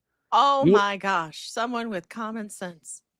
You would rather artists gamble their art being fed to AI than refuse to accept unethical requests. There was nothing unethical about the quest, but also, guess what? Your art's going to be fed through AI anyway, bitch. The next commission you do, if someone posts it, someone else is going to take it, run it through AI, and make it better because your fucking art sucks. No, I mean, like posting it on X in general is getting it fed to AI. Oh my gosh. That is also true. Let's see. You people are so fucking pathetic. Thanks, you too. Hey, that's the best you got. Also, let's see. What's your follower count like? Oh my God. Oh You my can't God. even afford to turn people down, bitch. You can't. You've got 515 followers. You can't even afford to turn people down. I didn't realize That's it was going to be that crazy. fucking low. Oh, yes. But continue, being on your high horse, trying to talk smack, and then, driving more people to AI. I'm sure it's going to work out lovely for you. Of course they'd be this fucking pretentious. They're French. Oh, that actually explains so much. That yeah, it checks out, right? Yeah, it really does. Y'all wonder why people are migrating away from you insufferable, you insufferable people, which they are. That's your problem. Don't complain if you lose customers. You lot are so obsessed with AI that you just want to show his idea to an artist because he doesn't have the skills, which is normal given that he's contacting you. Clown comment. No, this comment actually is perfectly reasonable. If people could do it, why would they come to you? You shouldn't be getting any comms. Thank you, Edge GPT. Again, not even clever. It's maddening. It is mind-blowing how fucking insane these people are. And then the same thing that happened to Mia recently, but just not for AI, but just because Mia is Mia. So you're going to decline my request because I don't have the same thing. There goes close to $5,000 you could have earned if you decide to be, but you decide to be unprofessional. Well, I don't know where Mia gets $5,000 because it says here the request was 200, but maybe there was some additional stuff on the back end. Thank you so much for your interest in my artwork. I really appreciate the support, but I won't be able to accept your commission due to conflict of ideals. Have a wonderful life. Why would you do this as an artist? Dude, you were working in an industry where people don't need you. You chose a creative industry that it's not like working in fucking STEM. You are irrelevant. You are the definition of a luxury purchase. Yeah, no, like seriously, we're at this point where we really don't need them. I don't think the program is perfected yet, but there is a program out there that will do the splitting for you on an image. Because if you look at a VTuber model, right, it is literally just segments, like everything is just a segment of a picture so that it could be moved, right, and give the flow. That's where the rigging comes in, right? Yeah. The bones within those splits and stuff. Well, now there's an AI program out there that if you take an AI generated image, it'll automatically do the splitting for you. Like they are literally becoming obsolete. And then they're going to sit there and say, "Oh, well, we can't be replaced. We're forever." No, honey, now you're getting weeded out and you're weeding yourselves out. And the more that technology, like this technology can progress, whether y'all like it or not, like these people are so small-minded that they don't understand that when world governments and when Silicon Valley invest billions, if not trillions at this point, into AI, no amount of artists bitching and moaning, no amount of Hollywood actors bitching and moaning is going to do anything about it. Sorry, but the politicians in Silicon Valley have way more power, money, and sway than you do. So this is happening either way. Like, excuse me, there are things I will pay premium price for to not have to do. Like, for example, I love working on my car with my dad. I do. I love working on my car with my dad. It is fun because I'm not good at working on cars, but I love doing it because it's spending time with my dad. That being said, time is a valuable thing. If me and my dad don't have the time to work on my car, guess what? I'm going to pay the person to go fix my fucking car because even if me and my dad could do it, hey, maybe me and him won't have the time off on the same day for 4 or 5 days, and I've got to have my car tomorrow. Guess what? I'm going to the fucking mechanic. Yeah, you know what? I don't think mechanics are dumb enough to go, "Oh, you drive a Tesla? We're not going to fix your car because that's a Tesla." And you want to know why mechanics aren't dumb enough to do that? What's that? Because mechanics aren't lefties because they understand the value of hard fucking work instead of sitting behind a computer all day. That and their men. That and their men. Exactly. Every time I try to commercial an artist, it's always, "Sorry, my uncle's cat has rabies, so I've been distracted." That's another thing, dude. So many fucking artists. So many artists choose it not because they're even good at it, but because they're lazy. Because they've got this esoteric skill that not a lot of people have, at least not a lot of people relative to most, can do. and they think that, oh, if I can make $500 a month here, I'll be fine because I'm getting government assistance because of my depression, making up the rest of my income. I mean, am I wrong? Is that not? Oh, well, I have ADHD, so I get $1,300 a month from the government. It doesn't cover everything. So commissions open. Oh, wait, but your commission's gonna take 6 months to get to you because I can't work because of my ADHD. I'm too distracted. Man, I had an artist take so long. And then she kept hiring more and more people doing that, saying, I have bills to pay. Do you need a model? And then finally she gets done with mine. And she's like, do you want to work on the next outfit? I was like, no, I'd just rather have a refund for what's left, please. So this, by the way, someone was asking here, I'll open a new tab so I can zoom in, was the request. It's not even anything weird. She's got a cute style. She's just being ridiculous. Oh, I was assuming it says request. I assume like this is the reference. Is that not how it works? Okay, so this is a your character here. So she needs to have a reference in order to be able to draw that. But like this is literally not anything to do with reference. It's because of who Mia is. No. I know that, but I'm saying this image here. Would this be Mia's request, or would this be? Yeah, it would. No, okay, so that's what the chibi that she would have had made. It would have been in that same pose. Okay, so this is the art style of the artist we're looking at, not Mia's request. So the only difference would be like the sticks in the hair would be missing, and her hair would be pink. Gotcha. Okay, I get what they're saying now. I misunderstood. So I thought we were looking here at, like, I figured this was maybe like an AI generated reference image that Mia had come up with and sent to this person, and this is what was being denied. Okay.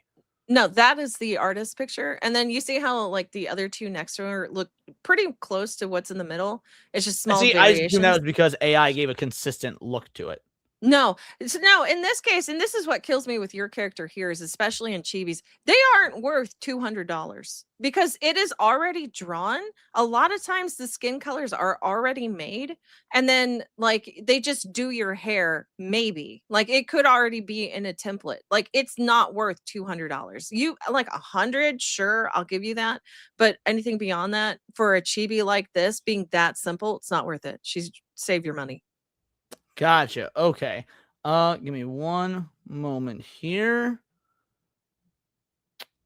I'm going to send you a post. Do me a favor and pull up the original, because I'm pretty sure the user blocked me because I demolished them. Okay.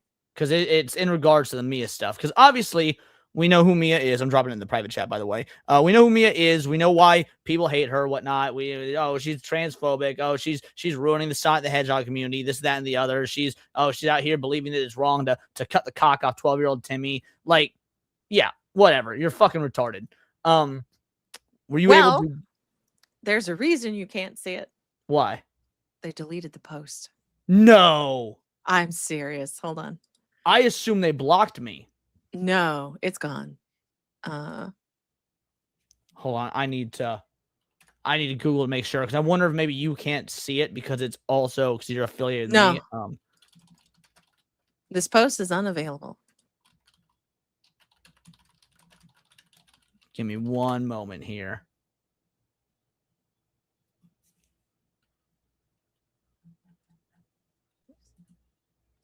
Oh my God. So I was trying to find the post via Google.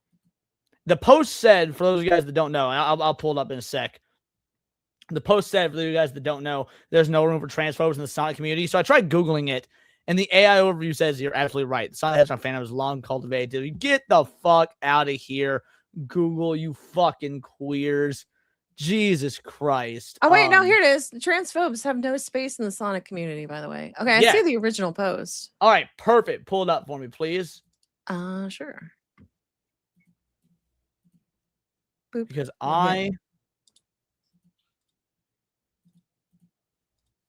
want to go to that person's account and see if they because I'm almost positive they blocked me. What's their at? Hold on, I'll just show you. Sure. Is this the right one? Yeah, this is the right one. That is the right one. Okay, hold on. Archaeology. Okay, perfect. Archaeology. Let's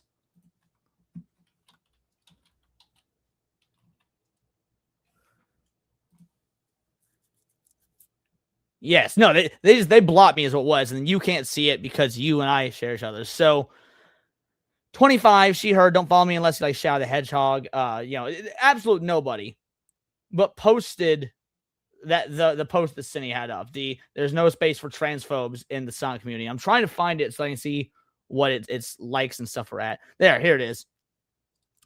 Transphobes have no space in the Sonic community, by the way. And so I just pulled up like a 12-year-old image, 12 or 13-year-old image of myself saying, yes, we do. Like, yes, we transphobes have a space. And it's fucking demolishing. We're at almost 20,000 views. Of course, Mia liked it, the whole 9. And then because this post was like going viral for my standards, people were throwing some ridiculous shade, trying to accuse me of not being a Sonic fan. Dude, did you see that her original post almost has 68.1K, right? Okay. But only 1.8K likes. You're almost caught up to her. Dude, I would love to get the ratio on this dumb bitch. That would be fucking funny. Again, it was just 3 simple words. Yes, we do. Because we transphobes, I want to make sure we've got the big screen. We transphobes do have a place in the Sonic community. We do. Yeah, I thought that was super funny. Obviously, it ties into the whole reason that Mia's hated. I would love to see more Sonic fans be like me and Mia. I really would. Truly just great stuff going on right now. Let's see. Nope, I can't even bookmark the post because I'm blocked. That's fucking funny. Let's hit some supers real quick. Let's hit some supers. Where do we leave off? Let's see. Oh, wow. Right here. Book a grudge with a 5-banger. I would like to let anyone know that I recently lost my wood chipper in a tragic boating accident. That's funny. That's funny, Book of Grudges. Well done. Fucking tranny VTubers, man. I swear. If people could draw, there would be no need for an AI reference. Exactly. See, JW gets it. If these motherfuckers... Not only would there be no need for an AI reference, there'd be no need for a reference, period, because you could just draw it yourself. That's the funny part. If you could just draw it yourself, you wouldn't even commission anybody. Oh, Murdoch with a 2-banger. A laugh. Anti-AI artists on a site that uses AI. If you're anti-AI, and Cindy, you said this, why are you even on X? Yeah, no, they don't. Look, they don't support slavery either, but they still use the cell phone. Okay, like they don't. That is my go-to reference. Yes, Fuck you. I know. I'm stealing You're it. stealing my thing. I told that to my dad the other day on the phone, by the way, because my dad might be going into taking a pretty high up position at a data center, and so he was talking about the anti-AI, fucking losers. And I told him that analogy, and he laughed his ass off. Anyway, go on. That was funny. It was so good. But yeah, no, like, okay, even that one chick, right? That that really black ghetto VTuber chick, right? That I had a tiff with. Oh, that one. Yeah, fucking loser. Yeah, she feeds her art through AI to get that pixelated effect. Yeah, I know. You pointed that out, which is fucking the hypocrisy of it all. But yeah, no, I had people telling me that, no, that's not true. And it's like, hey, your boy Google, the one that really likes to just jerk it to you, even he's saying, yeah, no, that's AI. Just throw it in. Again, people, generative AI is different. No, look, if you're against generative AI, you need to be against all AI because it's effectively all the fucking same. Mm-hmm.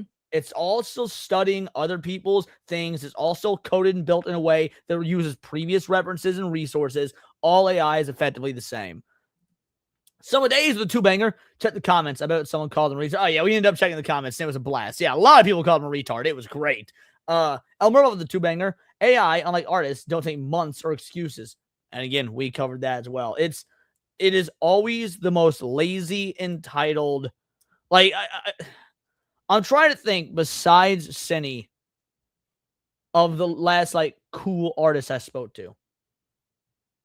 I can't think of one. Like, there was a pretty cool artist. There was one cool artist I saw at the con this year. He was awesome. I actually did buy some of it. By the way, I bought 3 prints at the con this year. So Oh, did it's you? not even a case of me not, because I make it a point to every con I go to always get at least one print. I bought 3 from this dude. So it's not even a case of me not supporting real art, because I do. The only money I spent this whole con, because I was working it, so I didn't get to do a whole lot. I bought a Dragon Ball thing, which I'll be showing up on stream tomorrow if it gets here while I'm streaming. Can't wait, because Eric Jingles is awesome and he's shipping it to me. I bought 3 Amazing Digital Circus prints, and I bought a shirt. Nice. So, like, you can't even accuse me of not supporting artists. I buy the fuck out of like, never mind, I cannot show it on screen. But I was about to just take down. I've got this dope ass piece of art that's Jessica Rabbit with her titties out, and Bugs Bunny is like fawning over it while Scrooge McDuck's like counting money. I'm sure I think I've shown you, haven't I? Yeah, you have. Yeah, I was about to pull that down and be like, this is real art. I paid like fucking $400 for this or something. It's like a full canvas piece. But I remembered I can't show that on stream. Point is, I support the fuck out of real art, but I also love me some AI. What? Wait, what? Hypno, what? Don't forget the Miss Kobayashi sex toy Leon. That wasn't cheap. You're right. It wasn't, but that's another thing that I just can't pull out on stream, unfortunately. Wait, that's real? No, it is not real. We're joking. Jesus. Oh, jeez. Although Sevi's tits are about as big as Kobayashi. So, No, Koto Dragon been for 2 months. So they get mad about AI, tell support artists, but if you have the wrong opinions, no art commission for you. Yep, they keep changing. Well, it's not they're changing the narrative. They're moving the goalposts. They're keeping the narrative more or less the same, but they're moving the goalpost. Also, shout out 2 months membership. Thank you. All right, guys. Real fast. Kobayashi isn't the one with the big tits. She's the human. It's Toru. Gotcha. Whoever the Toru. big titted one is, my bad. I haven't seen Kobayashi's Dragon Maid, so Yeah. I'm only familiar with that one through the memes. Yeah. Anyway, let's play you guys a clip. I absolutely appreciate all y'all, and then we'll get to our next story. I will come anywhere you want me to come. All over his backside, run! I wanna fuck you in the ass right now. Thank you. It's nice to get some appreciation around here. You love to see it. Now, back to some no diss, no buy shit. We were talking about this last week, and the discourse is maybe it was the week before last. Either way, the discourse is still ongoing, and I had a knockdown drag out with this individual that, full disclosure, it did very well. I still vehemently disagree with Mad Curious Gamer on the subject of gaming, but I will give her some props for something else that we'll get into in a bit. So she posted with this Push Square article here, indie devs unfairly attacked over Sony's decision to stop making discs. Before we even get into what she says, Push Square, what company uses the square button on their controller? I'm pretty sure it's PlayStation, isn't it? It is PlayStation. So with PlayStation getting all the backlash and an outlet called Push Square like going against that backlash, saying, oh, it's so unfair, you think that maybe, just maybe, they're not entirely unbiased? Yeah. Like, this is a bad fucking resource and reference to use for your anti-physical crusade. And to be fair, Mad Curious is not on anti-physical crusade, but that's not the point. For people in general, if you want to be on, digital only is the way, like, you can't be using a Sony biased website. No Diss No Buy is officially hurting indie games. Disgusting behavior. Gamers, these activists are the enemy of our hobby. As an activist for No Diss No Buy, our fight is for indies. Our fight is for discs and digital. Our fight is for devs keeping their jobs. Our fight is for the existence of future games. Now let's talk about all these for a moment, except for this one. Leave out this one. Our fight is for indies. Totally agree. Guess what? I just spent the last weekend doing an indie dev circuit, and 4,000 hours play tested amongst over 70 devs. Trust me, I agree. Our fight is for indies. Nearly every one of those games, one of them that I know of is getting a physical release. Actually has a physical release. They're actually already selling the physical version on a Game Boy cartridge. Oh, wow. Super cool. Like, literally one of the fucking coolest things I saw at the entire indie dev circuit. But anyway, so yes, I agree. Our fight is for indies. That's what we'd love to see. Our fight is for discs and digital. No, our fight is not for digital. Our fight is only for discs. Digital is going to happen regardless. No one's saying remove digital. Everyone's cool with digital existing. People are saying remove discs. Our fight is not with both. This is objectively wrong. Do you disagree? I don't know. I can see why they would go digital, but I really don't like digital. No, nor do I. Our fight is for the existence of future games. Maybe. Our fight is for the existence of future good games. I don't want games to exist for the sake of them existing. I want good shit to exist. I don't know. Kind of miss the era when you would get so many games flooding out, like if it was Harry Potter related, and then it was like hit or miss on whether or not it was good. Well, yeah, I mean, I miss that as well. Don't get me wrong. There was always like, go back, like say the PlayStation 2 era, and you were just getting like game after game after game. They were all being thrown out there, and like you could go into a game store, like 5 different game stores on the same day, and come away with like 10 different purchases, because it was all just so wildly varied, and you would take a lot of chances. But let's be real. Nowadays, I would still even say back then, it was the big name like AAA games and stuff didn't suck. But by and large, they were still very good games. So no, I'm not just an advocate for like the existence of future games, not when most main games nowadays suck. So I responded with this right here. Our fight is for devs keeping their jobs. And I was laughing about it because that's the one that I did not agree with. The fight is not for devs to keep their jobs. Much like with the gaming thing earlier, our fight is for good devs to keep their jobs. Let's be real. Most of them, they ain't good. That's why gaming's been a shit show the last 10 years. Mm-hmm. I don't think this is an unreasonable comment whatsoever. No, I don't think so. But, you did just use it against a woman who probably is not used to you. So she took offense to everything, didn't she? That is also very probably true.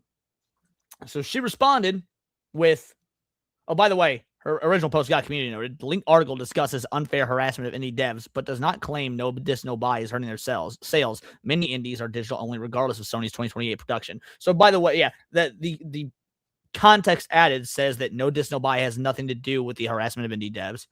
So she responded with, no one should be surprised that people killing the people killing gaming find dev layoffs funny. Now, I want to make this extremely clear. I do not find game devs being laid off funny. I find it fucking hilarious. I find it gut-bustingly funny. I want every single one of these loser-ass DEI hire fake gamers that never play a fucking video game in their life and care more about goddamn pronouns and training characters and skin color and whether or not characters can be shipped and fucking DeviantArt accounts. Every single one of them, I don't even want laid off. I want them laid off and never working in the industry again. Fries in the fucking bag. Preach it. Yes. Just so we make them clear. Oh, man. Like, we want people who care about their games and actually put love and attention into it, not these people that are like, oh, I can make my own shit. I'm woke and I don't really play these games, so I don't know what makes a game, but you know what? I want to be protected anyway. I cannot stand that shit. Well, it goes on. I then respond to this. I'm the customer. I do not care about their job. I care about them providing me a product I want to buy. If they're not doing that, they do not deserve their job. No different than getting any awful waiter or waitress, public transport driver, politician, or any other job in the world. No one is entitled to a job. Why do people, and again, I'm going to be generous to Mad Curious in a bit because we did have a very positive exchange later, but why do people like Mad Curious think that just by virtue of working in the fucking games industry, we should give a fuck about your job or want you to keep your job? Why would you want anyone who is bad at their job to keep their fucking job? It's that stupid empathy again. And again, she's a woman, so she's going to have tons of it. No, honey, what I care about isn't the devs, it's the gamers. If you're going to say that you are a gamer, then care about the people that you associate with. And it's definitely not the devs, okay? And I do care about the devs that are making my game, which is why I want the shitty ones out, which is why when you got, like, take the modern state of fucking Ubisoft and the fact they are hacks. Have you seen all of the Assassin's Creed Black Flag resync videos, like the glitches going around, the videos of those?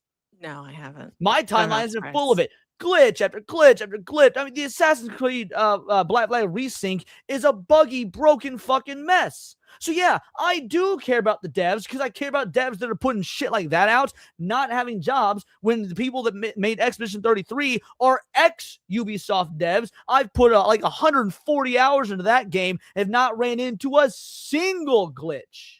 I don't know. I don't like women who are like women gamers, right? Who are basically like, oh, I'm gonna be buddy with these devs. They don't really care whether or not they're woke or not. And then they start spreading like these narratives and making things worse. Like I just feel like she's gonna make things worse with her bullshit. I completely agree with that. Like you said, it's an empathy thing. Like there's a time when Ubisoft knew how to put out games because they had good devs. The reason we know that is because E33 are all ex-Ubisoft devs and the game is a masterpiece. Not just from a story perspective, from a gameplay perspective. It was finished on launch. No bugs or minimal bugs. I'm sure you can find one here or there. 140 hours in, I never found one, but I played it about a year late. Maybe there were some small ones when it was released. But the point is, you didn't have pages and pages and video like you do Assassin's Creed Black Flag remake, resync or whatever. Just glitches all over the timeline. E33 didn't have that. It was a finished game that was 99% functional. I'd say 99.99% functional on release because those devs knew how to do their fucking job. Yep. I mean, shit. Go back to E33, right? It was perfect, right on drop. That's what I just said. Yeah, I agree. Okay, yeah, no, I didn't hear it was like E33. Yeah, but, E33 is made by ex-Ubisoft devs. That's fucking crazy. And then they why is it all of PlayStation, all their new games are basically like, no, but we need a few more months to polish it, even though you had like years to fix it. No, risk it. I said Black Flag intentionally. that was 100% intentional. I figured. I didn't say anything. Flash comes in. Fuck all of them. They should have made games people wanted instead of queer shit. Ducks and Monsters. Yeah, go on. No, I was gonna say, yeah, I completely agree with them there. It's hilarious. They make shitty game that doesn't sell, then act surprised and they get laid off. As for indie games getting hurt because of Sony's decision, it sucks that they're stuck in the crossfire. Hope they're planning a PC release. Now, mind you, people don't go to Sony for indie games anyway. People go to Steam for indie games. When's the last motherfucker that bought an indie game on Sony?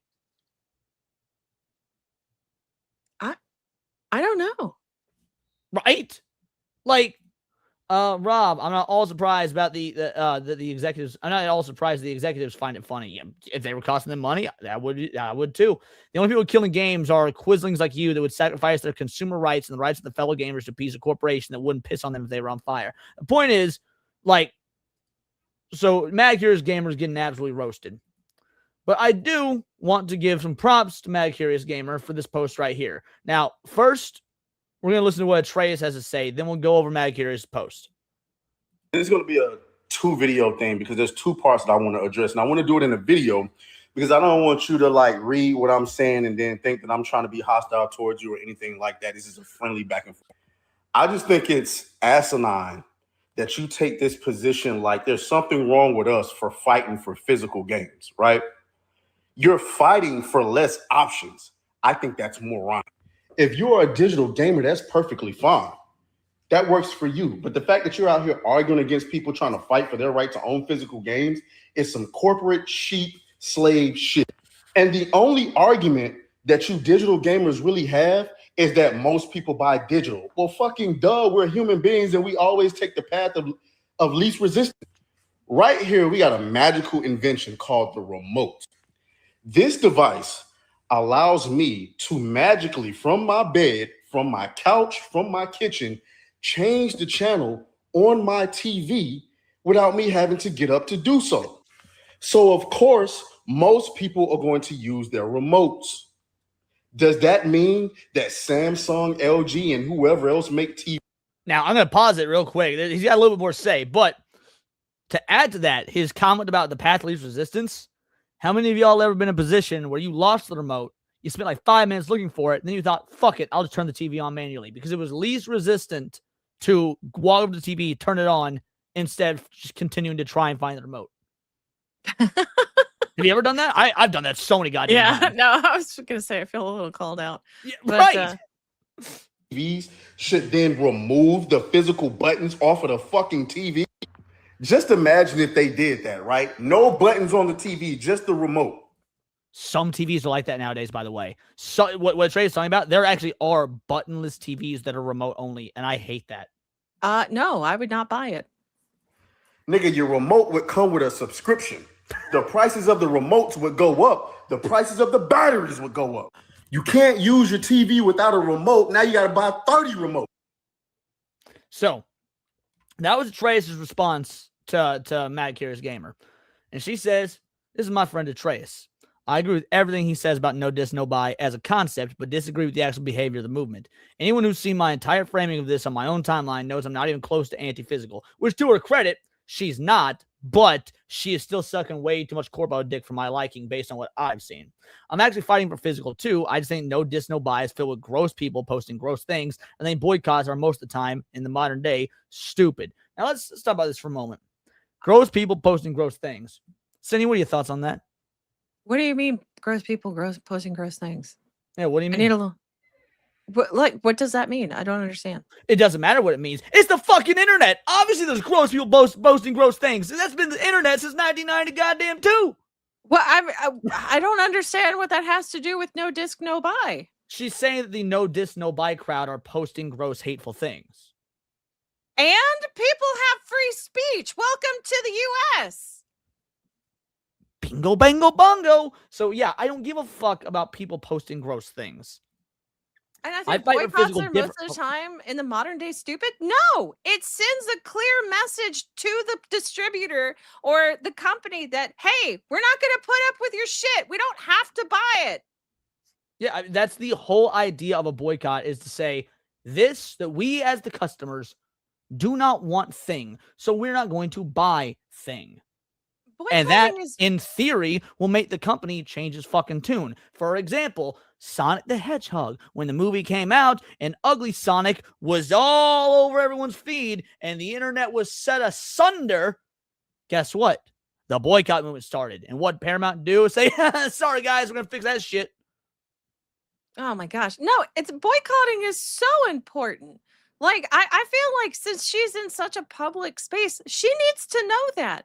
Like, if you do not like Supergirl, the movie, you don't fucking buy a ticket and then just, just to help them. That's not how that works. You say, hey, I don't want to give you any money. I'm not going to go see it. It could be a soft boycott. It's still a boycott. I just fight for physical differently and without extremism. I've spent around $400 this month on new physical games from Sony. Good. I mean, not good because it's from Sony, but at least the concept of buying physical. I want Sony to have the funding to keep the studios I love going strong. Again, there's something we're going to disagree on. Oh my gosh.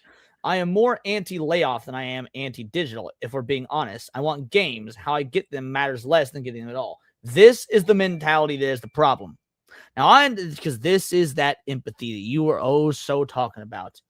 Why would you want these studios to keep going strong when they have delivered dog shit that hasn't sold and therefore is what's leading to the layoffs? To me, this is a standards argument. It sounds to me like Mad Curious just loves the escapism of gaming. Fair enough. But if you don't have any standards, then what's the fucking point? Yeah, well, I mean, I don't want to be mean to this lady. She seems like really nice. I just think she's very stupid. Mean to her now, because I mean, nice to her in a bit, because again, her and I had a very good exchange. But right now, this fucking retarded. And I actually am going to reach out to her and invite her on the show and have a legit peaceful discourse, assuming she says yes. Is she a lesbian? She needs a man to guide her. Like just as respectfully as I can. But no, honey, you don't look.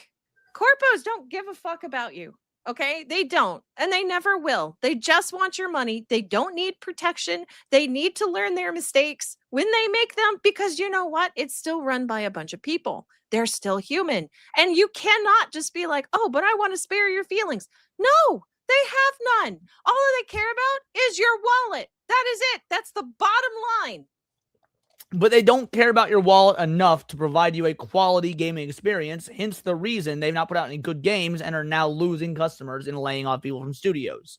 Exactly. Like okay, she seems so nice because I see where she's coming from, but she's being so stupid. I see where she's coming from, but it's the complete wrong mentality to have.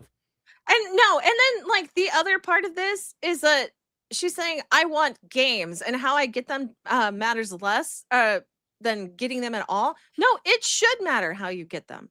In fact, if you are a gamer, that should be one of your top priorities is figuring out how to get them properly. Yeah, Like to me, it's the equivalent of like, oh, I don't care how I get my food. I just want my food. Yeah, well, what if the motherfucker prepping it didn't wash his hands after taking a shit? Yes.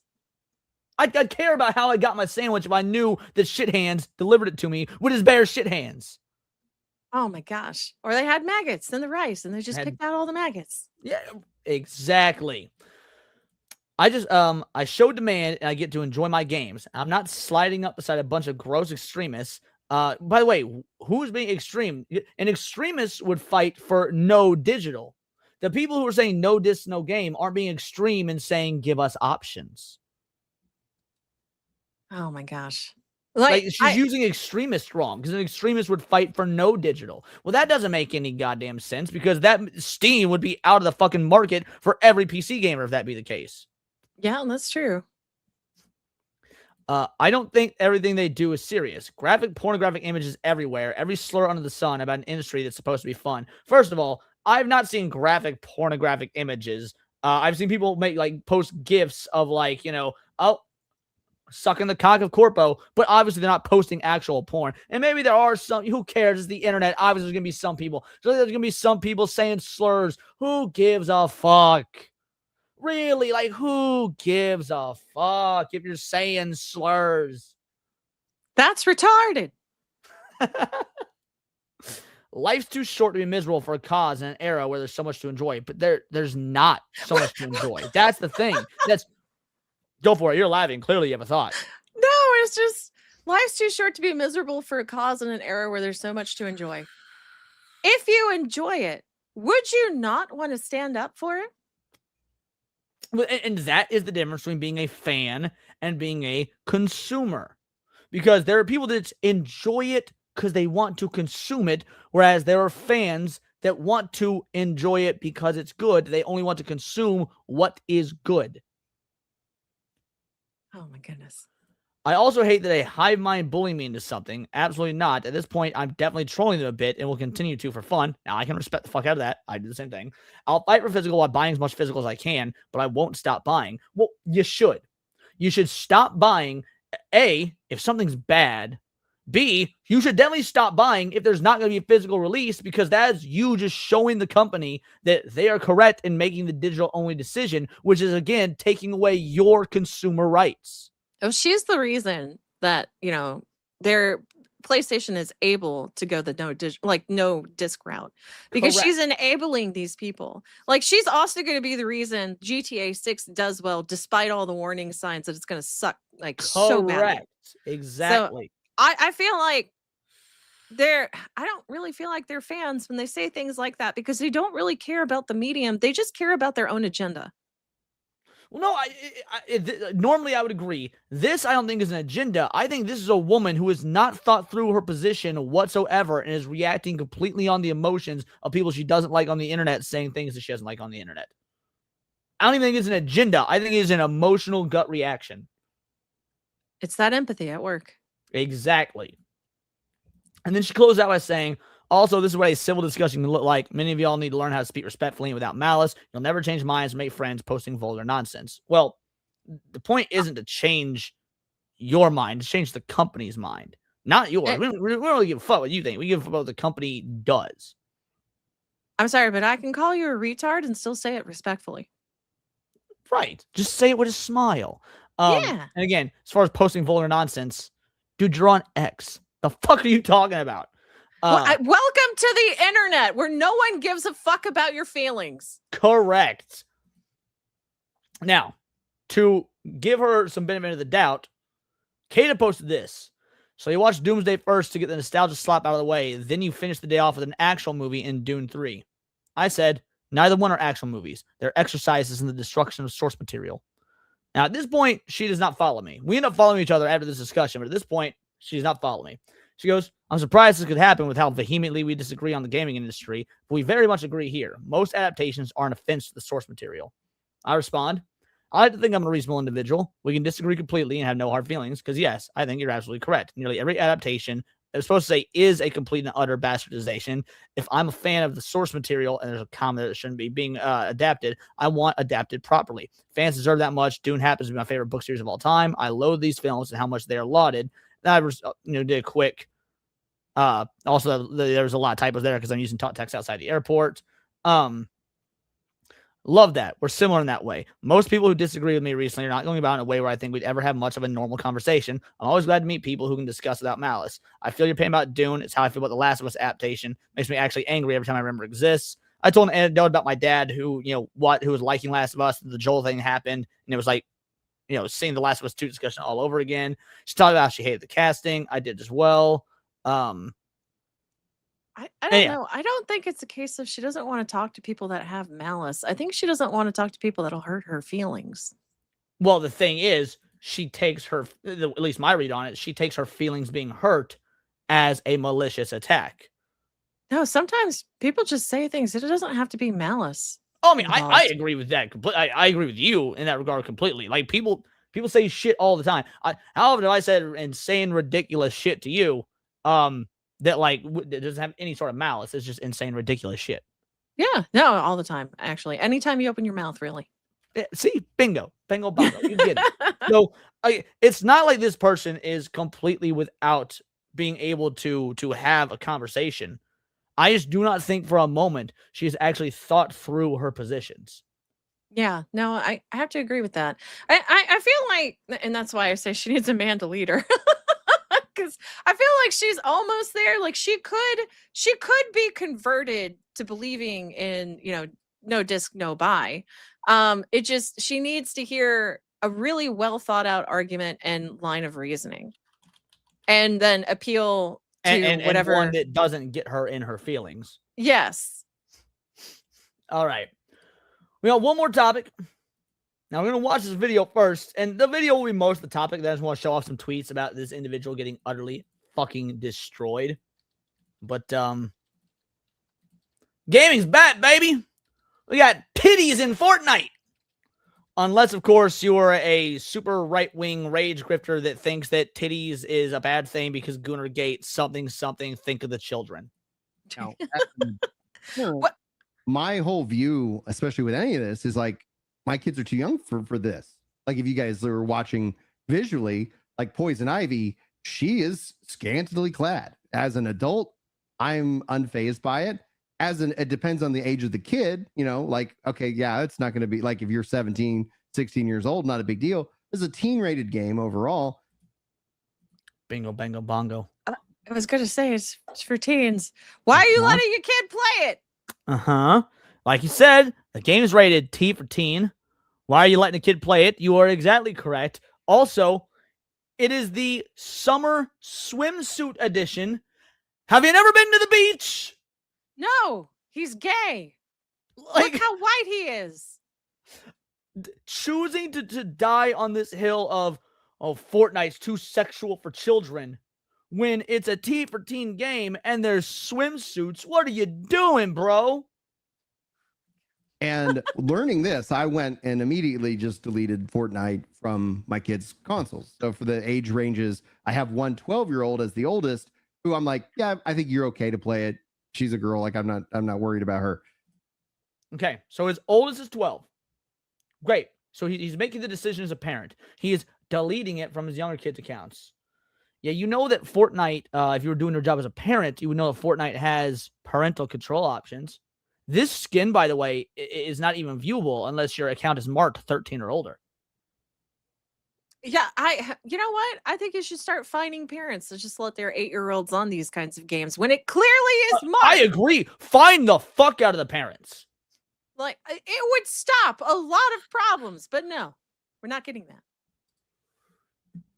But it's like for all the other kids who are 8 and under, it's like delete. We're not going to be doing Fortnite. And so as a dad, as a kind of a breakout podcast, Dadcast, in the gaming roundtable, I'd love to get y'all's perspective on this, like, because I think my view is that we should educate parents, because Oh if yes. you're just Let's start with you.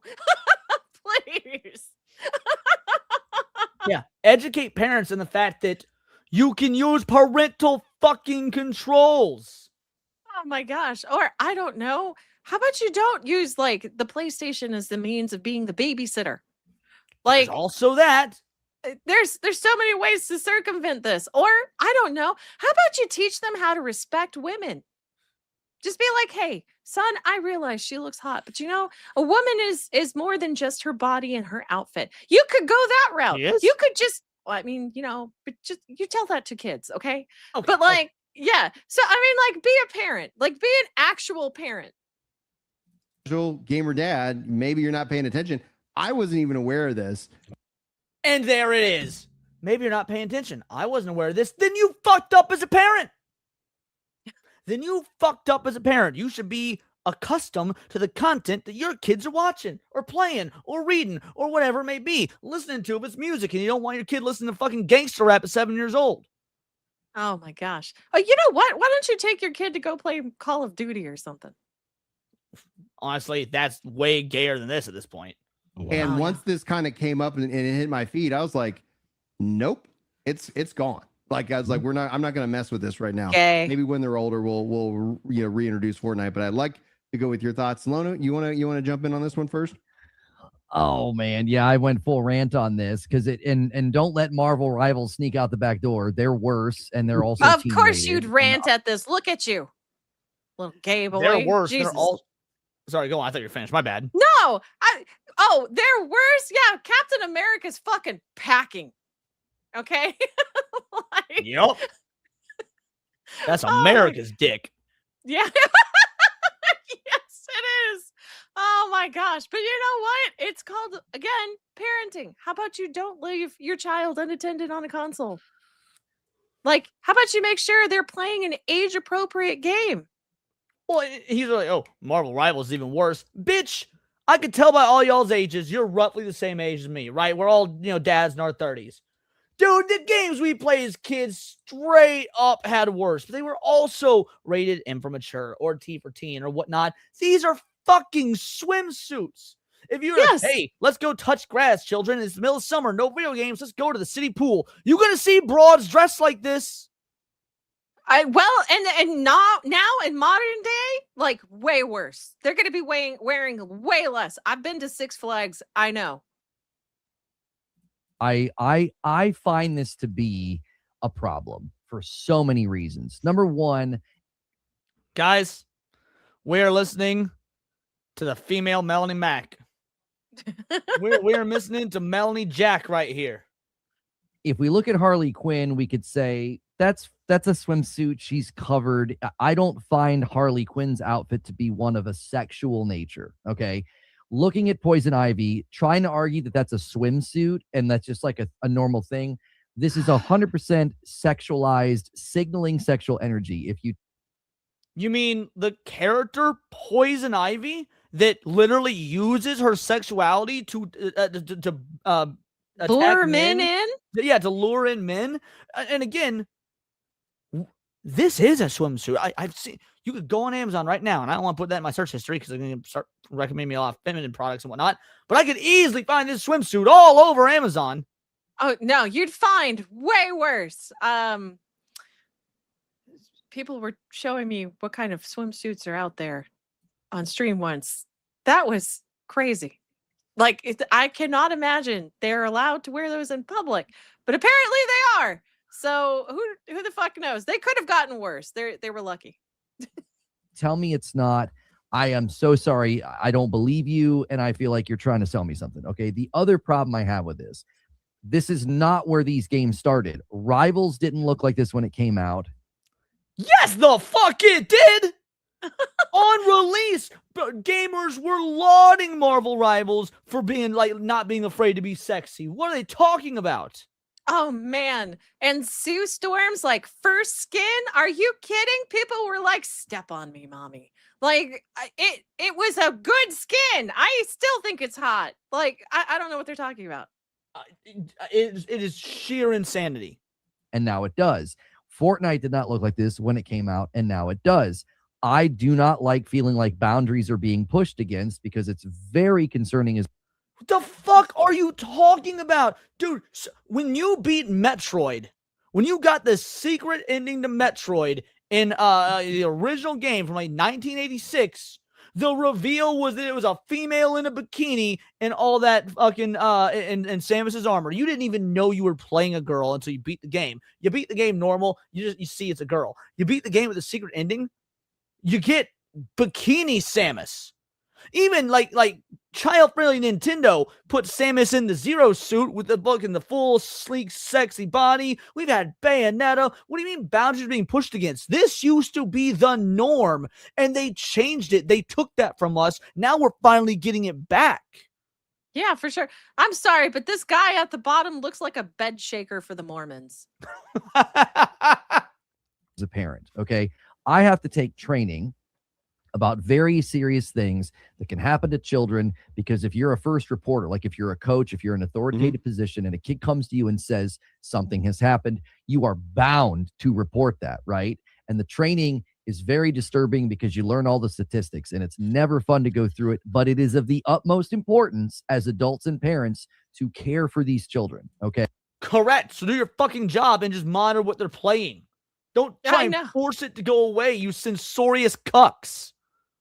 They kind of do look like Reddit mods a little bit. Okay? And one of the first and primary things a predator will do is push against boundaries to get the kid comfortable with kind of that.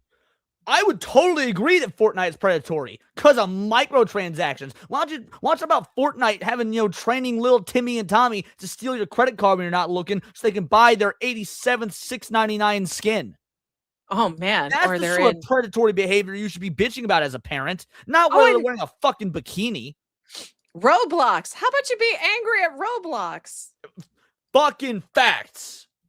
This kind of thing. So when I see this, and I see it in Rivals, it raises my hackles as a parent. It's like you are trying to push against just normal, innate boundaries, and I am not okay with that. If you want Gooner material, if you want Gooner games, rate them mature so that they're never in front of my kids. Well, how about you stop letting little Timmy, who's 8 years old, in a teenage game? Like, this is the perfect demographic for fucking to have these in. They're not that bad. You just got you got so fucking delicate because people started catering to you and all you other fucking queers. We wouldn't have this problem 10 years ago. And let's not pretend that Pixar ain't been making movies since the 90s that have moms with absolute dump truck asses. Yeah, no, we all saw Elastigirl. Don't even front. Mm-hmm. And that part where she bends herself backwards to see her butt. Yeah. Mm-hmm. I cannot fathom, and this is the example I kept giving people. Imagine your kid's 13 or 14 and goes to a book club at the library or something, and they come home with a book or a graphic novel, and this is the degree to which the art goes. It goes. Yes, that's fine. Because there's art like this in the... You said graphic novel. Yes. When I was 13 years old reading Spider-Man, there's some pretty fucking sexy shots of Mary Jane in there. Yeah. And you know what? It's called puberty. It happens. Guys used to use the Sears catalog back in the day, and that wasn't even for that purpose. But if there's a will... Or the Victoria's Secret one. Yeah, exactly. We got this for a 10-banger. Shout out to Speedy Cake. Regarding physical media, if Capcom were to ever release a physical disc containing all their ye old games of the PS2 era for 150 to 300, I would snap that up in a heartbeat. I would need to see a game list to justify 150 to 300. But that being said, I get what you're saying. And yeah, I've only if they were completely unaltered. Thank you for the 10-banger, homie. Was this far, Rivals or this, you would be like, what pervert gave this to you? You would be incensed as a... No, but see, as a book, if it was a school book club, maybe, but that's because the school is providing reference material to children of that nature without my consent as a parent. That's different. I, as a parent, would be like, I want to know what the school, the state-funded apparatus, is doing. not a private company where I can choose and make the purchasing decisions. And again, I just need to keep harping on this. There are parental controls in Fortnite. Oh my gosh. This If is the your kind account- of Go ahead. No, go ahead. Go ahead. If your account is that of someone under 13, these skins don't show up. Yeah. I don't think they realize that because they don't see past the fact that this is in the game at all. Like he's the kind of guy that is okay with kids learning about sex in elementary school, but just because of like transgender books and all the gross crap that they come out with. Like this guy has really skewed reasoning and logic. Like it blows my mind that you could have, again, when we were kids, like Disney Channel original, like, okay, Topanga in Boy Meets World. There were times when she were revealing outfits, like obviously not anything pornographic because again she was a fucking child, but they were revealing outfits. Yeah, you got to see her Everyone had a crush on tummy. Topanga. Like, Parents, I you think- would not yeah. be okay with that. It sorry, go on. No, it's like you got to see her tummy. I think she had like at one point, but that was like Yeah, like that was showing about it. midriff and stuff. Yeah. like, well, they're a kid. What are we doing here? A video game is just another form of art. And if you're going to rate it T for teen, somebody in chat says, well, partial nudities in the teen rating. Well, that needs to be revisited. I think that's No, it absolutely doesn't. out of bounds. 13 to 17 should not be consuming this kind of content. It's inappropriate. You know good goddamn well he did when he was that age. Mhm. Absolute hypocrite. All childhood development and psychological studies will tell you this is absolutely out of bounds and it should not be happening. Corona, what do you think? And he looked so smug. Well, I certainly didn't have. He looked so smug after saying all that. It's like, sweetheart, you're retarded. Don't look so proud of yourself there, okay? Like it makes you look dumber. I don't know what's thicker, these women or his Coke bottle glasses. Like, Fortnite entering Gooner material on my bingo card for 2026, but I think you guys should be taken off the internet. I'm kind of disappointed Agreed. that they've even tried to put they push this out at all because they know their average player base. They know the statistics. This man internally. eats his and- white guilt. they're putting this out all. They know the statistics. Yeah. Also, Sports Illustrated used to do swimsuit editions. Guess what? Sports Illustrated was for dudes of all ages who love sports. I had a Sports Illustrated subscription when I was in fucking middle school because I liked soccer and golf and tennis and track. Basically everything that wasn't football and basketball, really. Like, yeah, I read Sports Illustrated. I got the swimsuit edition.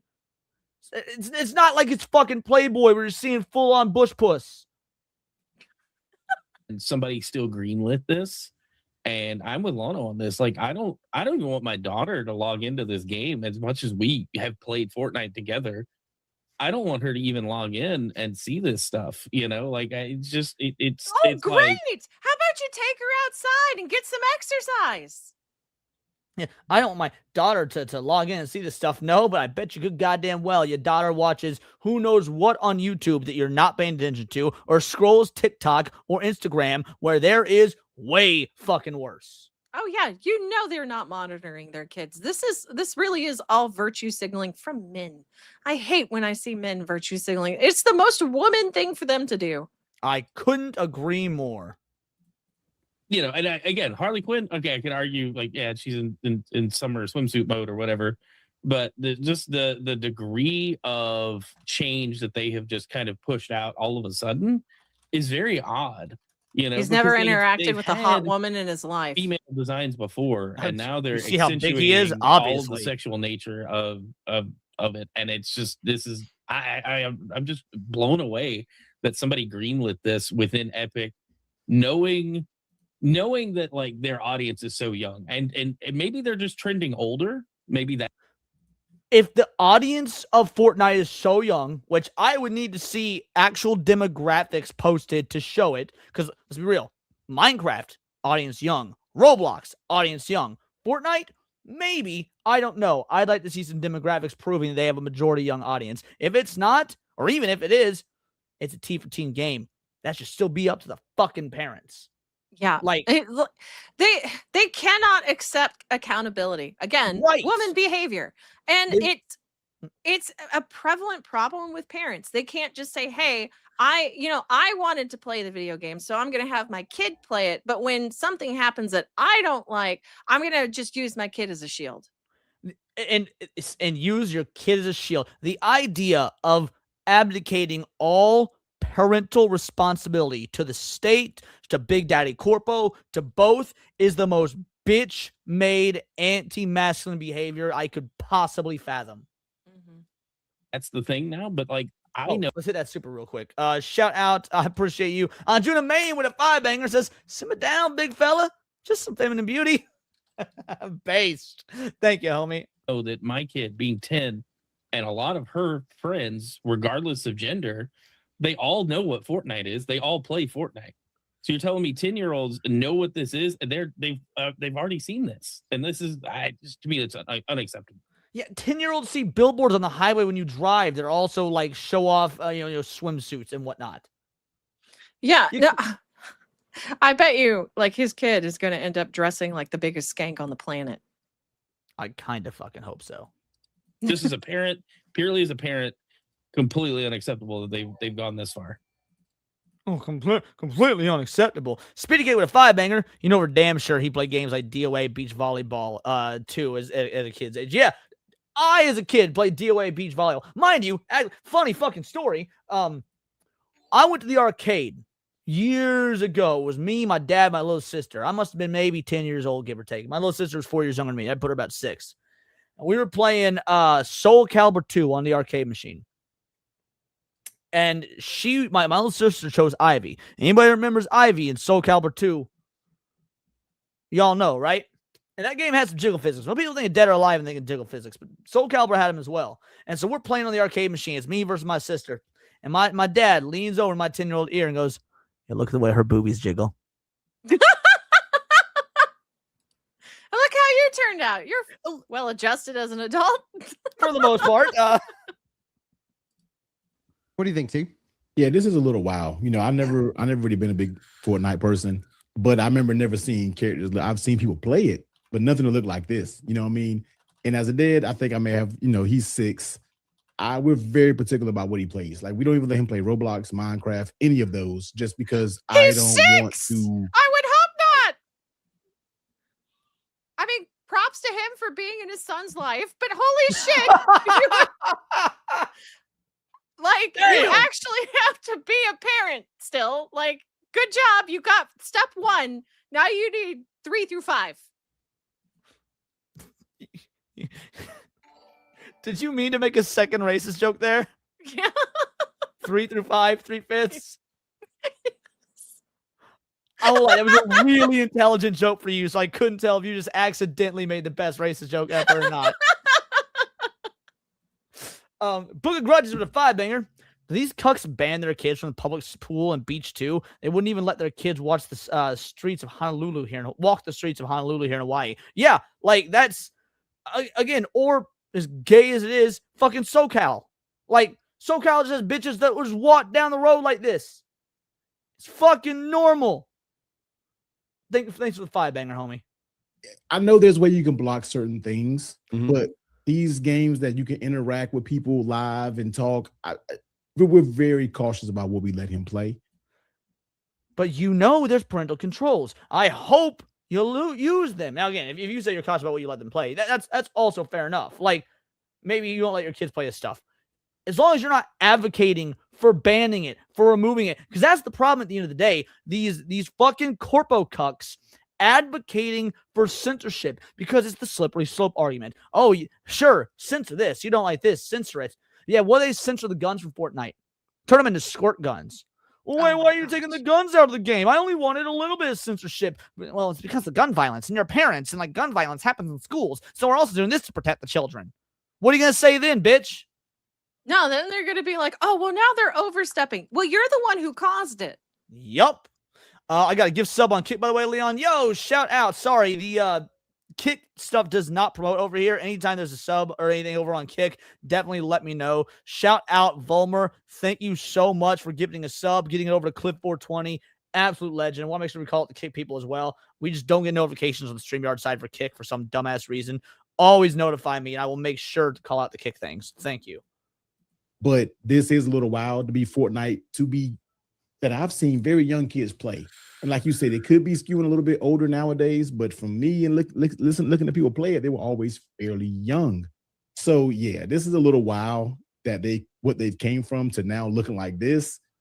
That's kind of hard to explain, and it's hard to just let a young child play this with what's all being revealed, you know. It legit makes me want to revert my kid's parental settings to where she can only access the Lego modes. Okay. Then do it. Like, oh, that's what they're there for. Yeah. Access the Lego modes. That's what the parental settings are fucking for. Oh my gosh, you're going to do your job. Holy shit. You're going to use the tools available to you in the game that they put in there so that you can make informed gameplay choices for your child as a parent? Fucking Einstein over here. Right? Yeah. Because then she can't see any of this stuff. She'll just have access to the Lego modes, and that's it. And I hate that because we like playing like Battle Royale together. Like, it's, you know. No, we'll what do it that. is you hate that. And so thusly you're going to put it onto your kid saying it's their fault. He's like, go on, my bad. No, go for it. Well, it sucks. We like playing Battle Royale together. Yeah, guess what? I like eating pizza every fucking day, but I don't do it because it's not good. It doesn't matter how much you like something. You have to make the smart, optimal choice for anything in life. Like, it does not matter what you like. What matters is the correct course of action. And the correct course of action is using the parental control modes when you want to enforce the parental control, and then letting other players, the vast majority of normal people who understand these are just fucking swimsuits, operate in a censorship-free game that they are also paying money for, mind you. Well, not paying money for Fortnite because it's free, but they're paying money for the things within Fortnite if they choose. By the way, this is all choice. These skins are also DLC. You have to buy them. Oh, I didn't know that. Yeah. And she doesn't do that on her own. She only really plays when I play with her. But on the off chance, well, she then just why wants are to you log into- upset? Like, if she only plays it when you want to play, it means she wants to have, father-daughter time, meaning she's not going to do it without you. Like, you have no dog in the fight then? Fortnite, I'd rather her just be locked down to just the E modes, the E10 plus modes that they have, and that be it. And I'm okay with doing that. I have no problem. Like, I have all of my kids' accounts locked down anyway. I don't know if other parents do the same thing, but parental controls have come a long way since I was a kid. And knowing the kind of internet access I had as an unrestricted teenager, I am locked down on all of it now. I'm like, you don't even. Then you're doing what you're supposed to do, you dumb motherfucker. Why ask for more? Because you want to know what the parental controls were when I was a kid, Cindy? Wait, what? You want to know what the parental controls were when I was a kid? What? My dad hiding his porno bags and beating my ass if he catch me watching radar movies. You know what? That's fair. And it was effective, kind of. Like, we learned to hide it. Alakazam says restrict his fridge address. Bro.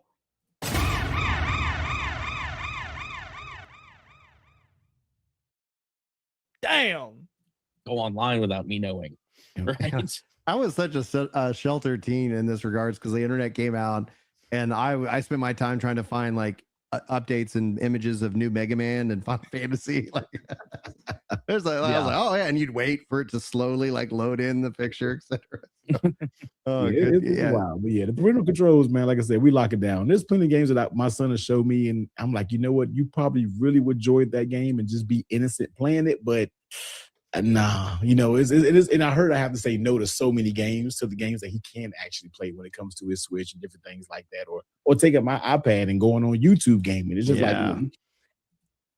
top guy up there, the one that was like, well, my son's 12 years old, so this would probably be okay with him, but like the younger one, so I had to take away Fortnite for everyone. How much you want to bet his son? He's gonna get his son GTA 6. Oh, it's a cultural moment. All your friends got it. GTA, one of the most. Like the game series that politicians have been trying to blame violence in real life because of violence in video games on GTA 6. I bet because it's guns and shooting and whatnot that oh, that's different than seeing some fucking bikinis in a battle royale round. Yeah. Now, I mean, like, okay, if you're gonna be like this, then what are the odds? Like, if you're gonna take this from your kid, right?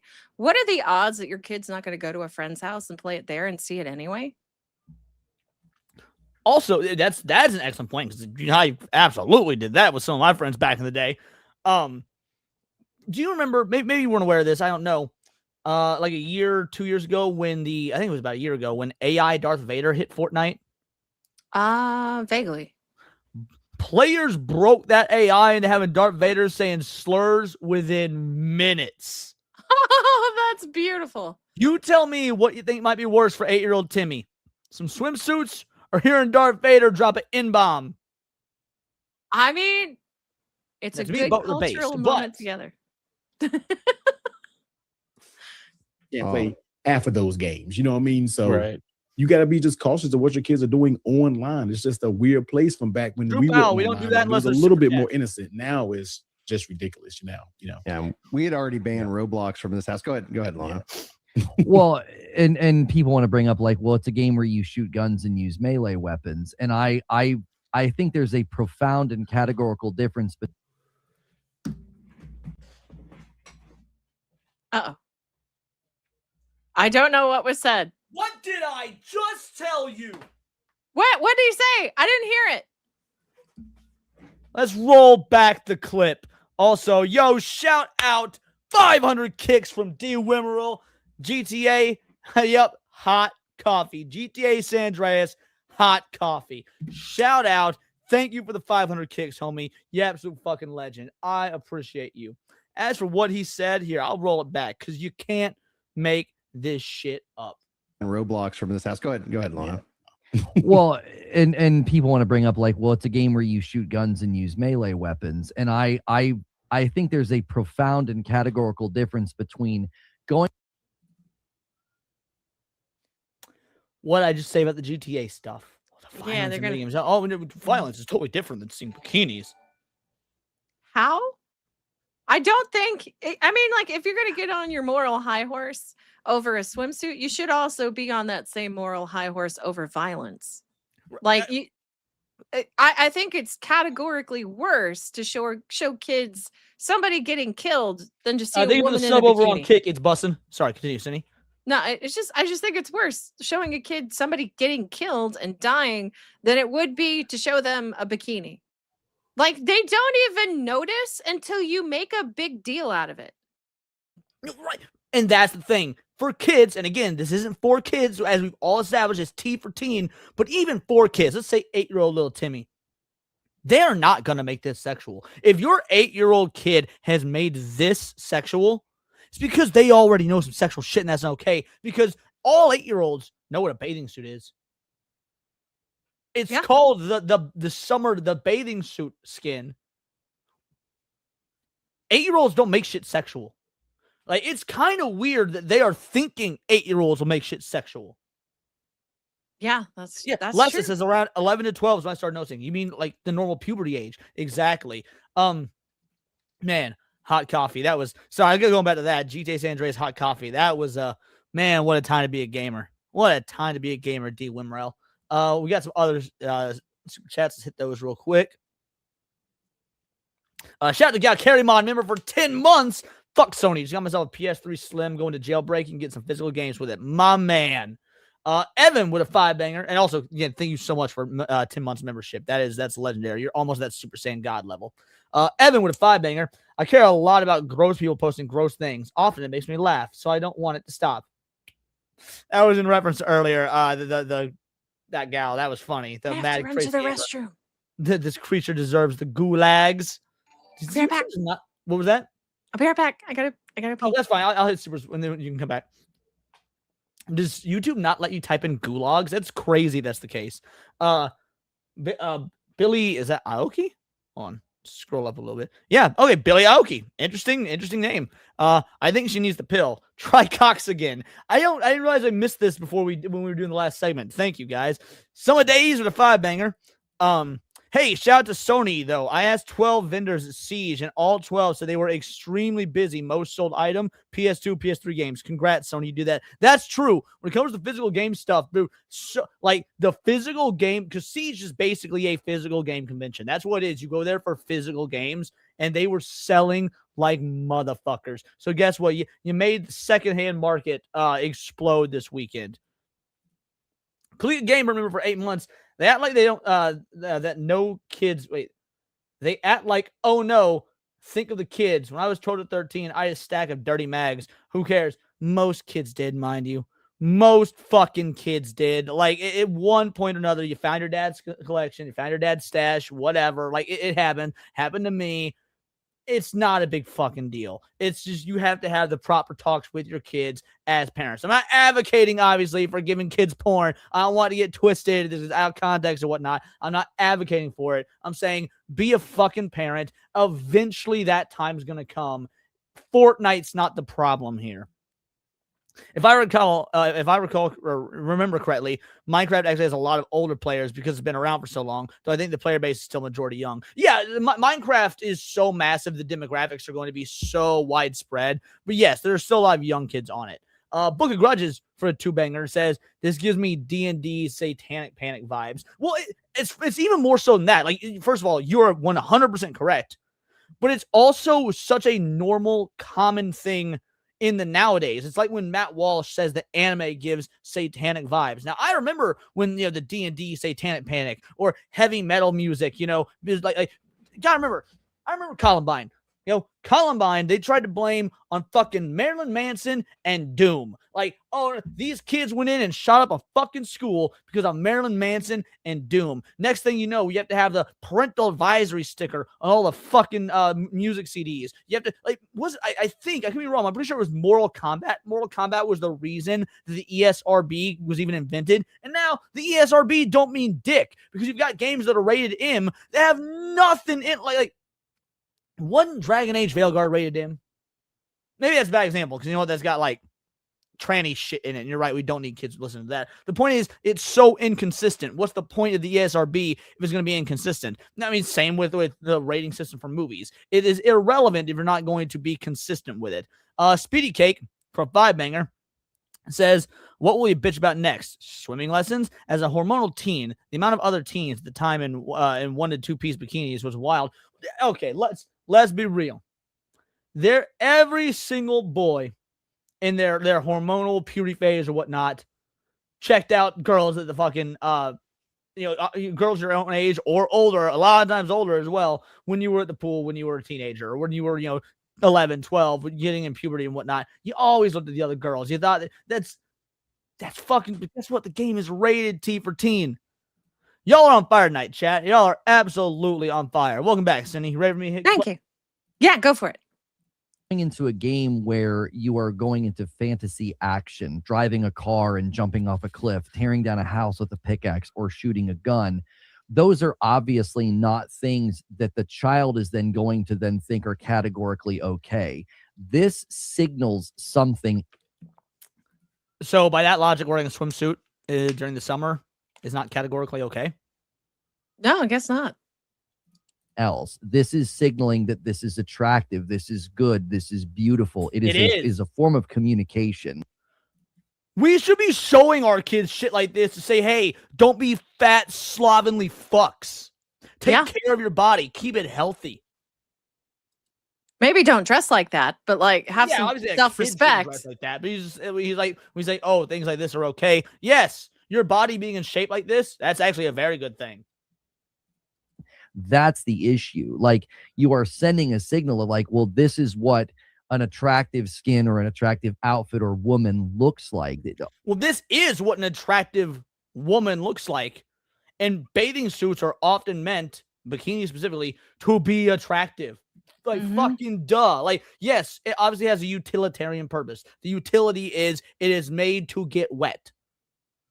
But also, if people are going to be out and about and showing off their body and whatnot, they want to look good in it. Yeah, I don't think that's a lot to ask for. Like, I don't even think that outfit's bad. I've seen way worse. Like, it's actually tasteful. Way worse. I think it's pretty tasteful. What happened to my body, my choice? But you guys got to remember, because I know we're all making a bunch of leftist jokes. This is a right-wing podcast. This is an example of horseshoe theory. This is when you go so far right, you end up having the same opinions as the far left. Like, these guys are so censorious and trad and conservative and whatnot that they have completely missed the mark. Oh, yeah, they're so conservative. They want Big Daddy Corpo to make the decisions for them. They're so conservative, they can't be fucked with actually being parents. Like, this is horseshoe theory in action. This is why the far right and the far left are advocating for the same sort of shit when it comes to how we get our media, just for different reasons. Yes, exactly. They are the woke right. Correct. Art communicates in different ways. And so the Yes, actual they're conservative, actions JW. in a This is a cartoon conservative show. video game were like, you know, I'm going to get out a literal pickaxe and tear a house down. I'm not worried that my child is going to suddenly be like, oh, I'm going to go tear buildings down. I can't wait to do that. This is in a different category because you're actually sending different signals to the brain. So yes, Les's games.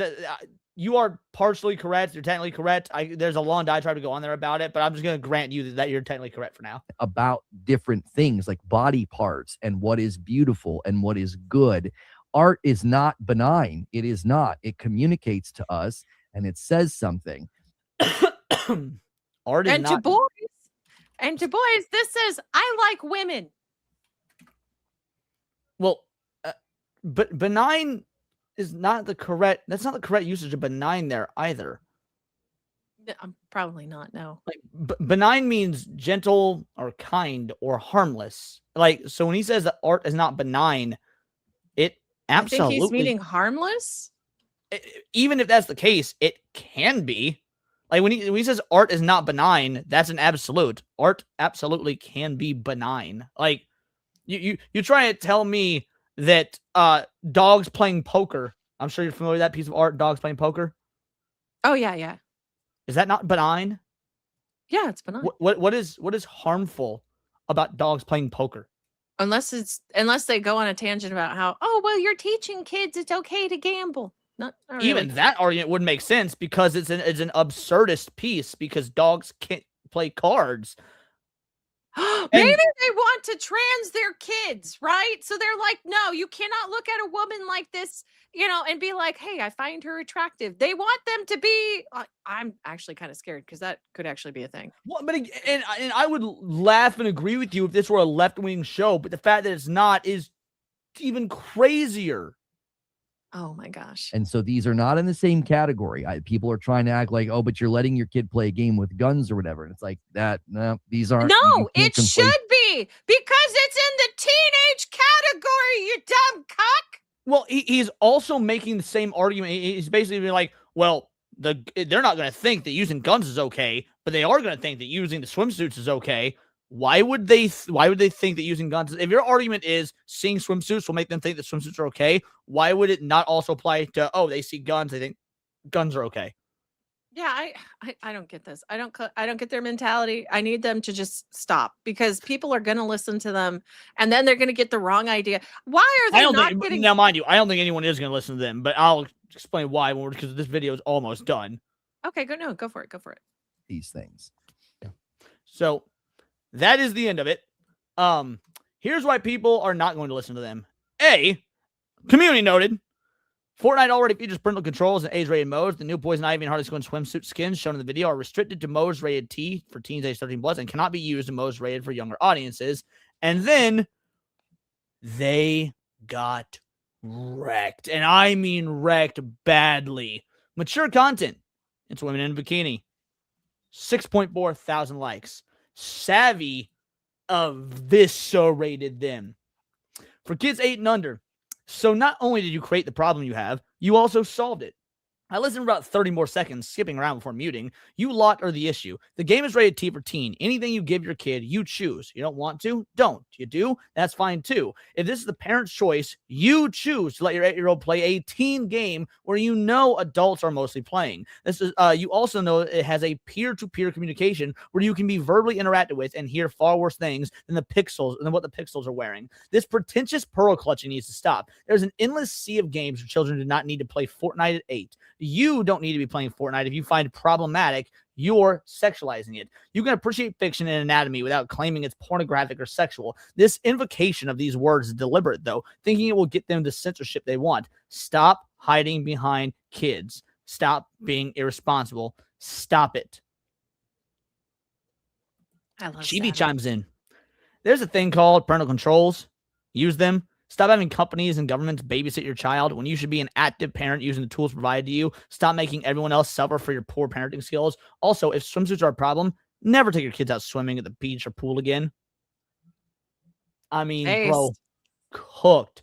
The almighty lolly. We truly are never going to be allowed to have any form of spiciness in games again because someone out there is going to worry that little Timmy might see cleavage. Last one we'll go over. The skin is locked for teen 13 plus. The Poison Ivy swimsuit skin automatically turns into a default outfit in kid-friendly game modes E or E plus on the islands. Sorry, E10 plus. Parents can use private pin to set content limits for the account. It's fair to be worried about it, but the rule exists. Man, see, look, they even solved the problem. Like, they made it more difficult for your kid to turn off parental mode. Like, they even thought ahead of the fact that parents were not going to watch their kid. So they put that in. Like, that's incredible. Like, that's as far reaching as they need to go. Like, they don't need to go further. Anything else is on the parent. And frankly, I still believe they should be fined. For last one. And then we'll start wrapping up from our boy Smash AT. As far as some people have never been to the fucking beach, trying their best to summon a new satanic panic. That's exactly what they're doing. And yes, Cindy, you are 1000% correct. I truly do believe that parents like this should be on the receiving end of some sort of legal action. If you were given all the tools, all the resources, all the ability to mitigate this, and you opt not to, you opt to let the state or the corpos or whatever parent your kids for you. If you let Dr. Pepper and iPad raise your kid, you should be subject to legal ramification. Absolutely. Yep. You serve your kid McDonald's 7 times a week and he's a fat fuck and you could roll him to school, CPS. Yeah. No, I completely agree. Holy shit. Like, I don't know. I'm tired of people like this. I wish they didn't have a platform, but then again, that would also be censorious. So we'd like to make fun of these people. So bingo. All right, cute crew. We're out of here. We're absolutely, we outed like 5 circles. 4 circles. Outies have 4 circles. I don't know why I said 5. We're outie like 4 circles. Yeah, I got to stream in 8 minutes. Yeah, I'm going to raid directly into your stream. And then, guys, I will be streaming on the gaming channel in an hour and a half with Hypno. We're going back to Lords of the Fallen. Obviously, didn't get to do it last week because we were doing... Well, no. We did. We did a Lords of the Fallen stream last week. We're going back to it. I'll be back on Lords of the Fallen tonight, me and Hypno. I'll raid right into you. Cindy, your stream starts in 8 minutes. And then if you guys want to join me later, go for it. If you're still enjoying her and her milk cannons, that's good too. I will see y'all on the flip-flop. Cindy, while I'm setting up the raid, is there anything else? Now, since you can't raid into Kick unless people are actually live, Kick, we are going to raid into Leaflet. But if you want to stay there with Leaflet, that's cool. If you want to come to Cindy afterwards, she'll be live on Kick as well, I assume. I'll be live on Rumble, Kick, and Twitch as well.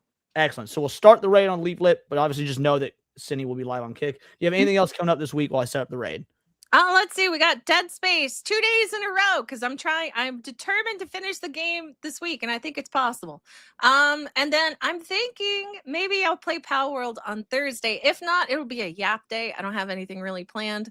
And then I have VTuber Chaos on Thursday, as well as BMO on Wednesday. I have a lot lined up, guys. There's a schedule on YouTube, there's a schedule on the Discord, and there's a schedule over on X. So make sure you come hang out, okay? Because I really would love to see you there.